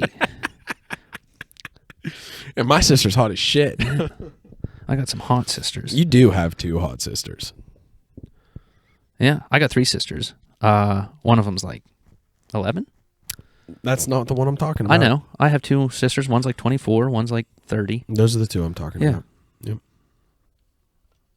A good gene pool. Very attractive young women. I think people in general are, unless you, I don't know, beauty's in the eye of the beholder. It is. That is true. What I find beautiful is not necessarily what you find beautiful. Correct. You like big, saggy, veiny, engorged tits yeah. on a nice 40 to 60-year-old frame. Right. Anything younger is a little too ripe for the old Alex. Not ripe. Yeah, it's a little too not ripe. Yeah, it's sour. Yeah, you like your fermented You fruit. like your fruit real ripe. Yes, I like it almost in like I like it like a peach that sat too long that just, you know what I mean? It's real juicy. Oh God. It's real soft. Mm-hmm. You don't, but them unripe peaches, man, they'll make you sick. I don't like unripe peaches. Those people that do are fucked. Unripe peaches, like if it's like, I don't like hard peaches. No. But you're talking about, you're using peaches as a metaphor for women. Yes. Yeah. I like age appropriate women. Well, yeah. Yeah, not to say well, yeah, but I mean like around your age. Yeah. Those people that are like 40 looking for an 18-year-old skis or whatever. Crazy. It is. What do you have in common with that? I was literally just about to say that. Like, money? What am I going to talk to an 18? You are half my age. What are we going to talk about? How was school today? I like the old fermented fruit. Yeah. There's nothing wrong with Yeah, I like women around my age. I'm also gay. Well, yeah, so am I. Yeah. We're gay together. Yes. Yeah. I just wanted to make sure. I was getting a little jealous there, you talking about women, that's all. So I just wanted to double tap on the whole us being soulmates. Correct. Yeah. Yeah, I'm also gay. Trying to think of some funny stories just about like being into older women.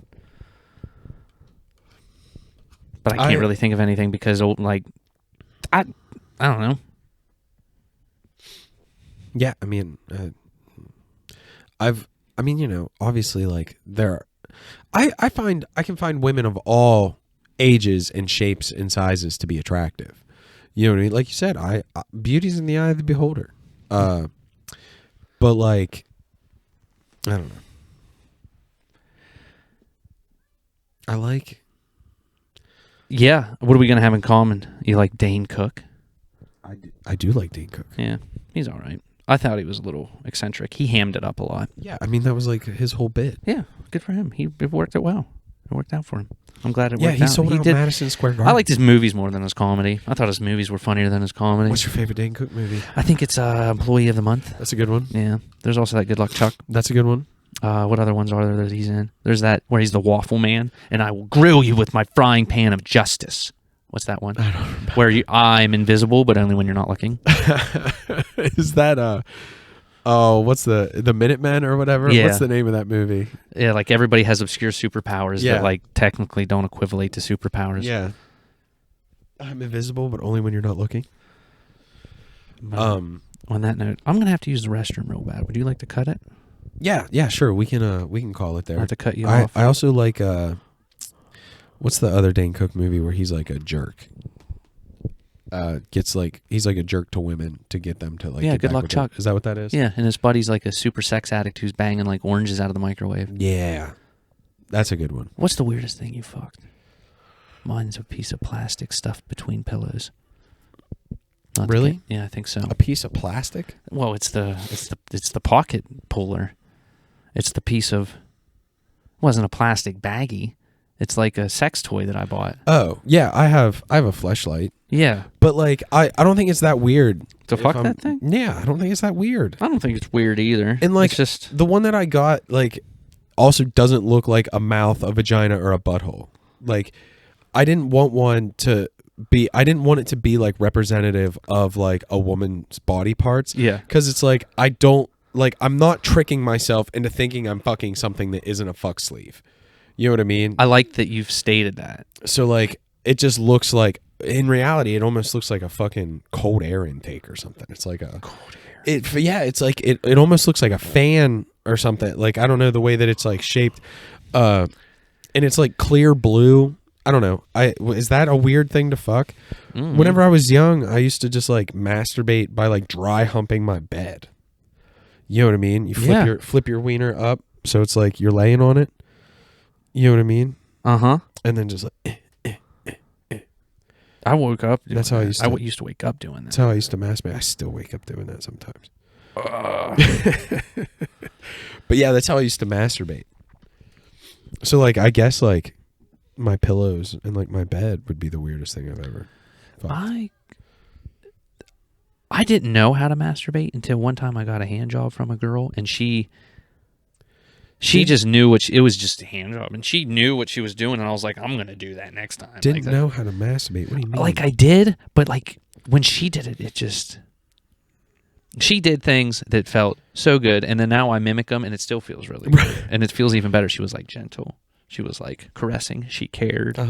And she was like hitting you with like some like movements, dude. That and the best you part thought about it was just up and down. There was no lube involved. Oh shit! It was What, a she dry spit? hand job. Oh. No, it was just a dry hand job. She was just being that gentle and like, Ooh, yeah, ooh. it was hot stuff. I don't think a woman has ever made me come from a hand job. Really? Yeah, I don't think so. Oh, dude, they could just. It's like that's like there's only been it's like hard for me to come even from like getting blowjobs. I feel sorry for the woman that has to give you a 10-minute, 50-minute blowjob. That's really blowjob. yeah. I like need to like close my eyes and focus. Man. Yeah, it's weird. But then like whenever I fuck, like whenever my dick's in the pussy, I have to like bite my lip and multiply by 7s in my head to not immediately come. Huh. Yeah. It's so weird. Huh. Yeah. I don't know what I do. I think I just do it. I don't know. I've never really tried to stop myself. Yeah, it's just odd that like, because like obviously blowjobs feel good and like I like getting my dick sucked, but it's hard for me to come from it. I mean, a girl really has to be good at what she's doing. And I assume they are. same with hand job. Oh, there's been a couple that were fucking superstars, bro. Superstars. Had me reaching for shit that wasn't there. That's called good publicity. Yeah, dude. But yeah, then like I said, then like as soon as I get my dick in the pussy, I'm like, oh god, I could nut now. I've mentioned it before. It's like it's like eating food when you're really hungry. You're like, oh, this is the best food. I could eat this forever. And then you get halfway through it and you're full and you're like, I could just, no more of that. I could never do that again. Yeah, I could go for no more of that for the rest of my life. Yeah. And then you get hungry again and you're like, what is this? Well, where was that? Where's this been? The human emotions is digging an old pizza out of the trash. Just looking. I saw somebody in New York when I was a kid do that, eating pretzels with mustard on it out of the trash. And my dad, like, I looked at him, my dad saw me look, and he's like, he must be hungry. He must be hungry. Yeah, you'd eat out of the trash too, asshole, if you were hungry. That's true, you would. Like, not you, he was calling me an asshole. Right, I understand. I didn't think you were calling me an asshole. Oh. We are, though. What's that called? We are knucklehead. I mean, that's what... Oh, yeah. We are assholes and knuckleheads. What's that called whenever you're, like, speaking to somebody else, but it's to you, and you know what I mean? like I was in the place of my dad talking to me, and I was calling me Right. an asshole, but Right. it was like sounded like I was calling Personification. I don't Is know. that what it's I don't called? know. I don't know what it is. I do a lot of that in my head, where it's like I'm like my voice is their voice. Yeah, I do a lot of that. Yeah, and stuff like that. Yeah. I know other people do it. I'm not abnormal. I don't know what any of this stuff's called. Right. All right. Well, on that, we'll go ahead and stop this. Until next time. Love you, buddy. Love you too.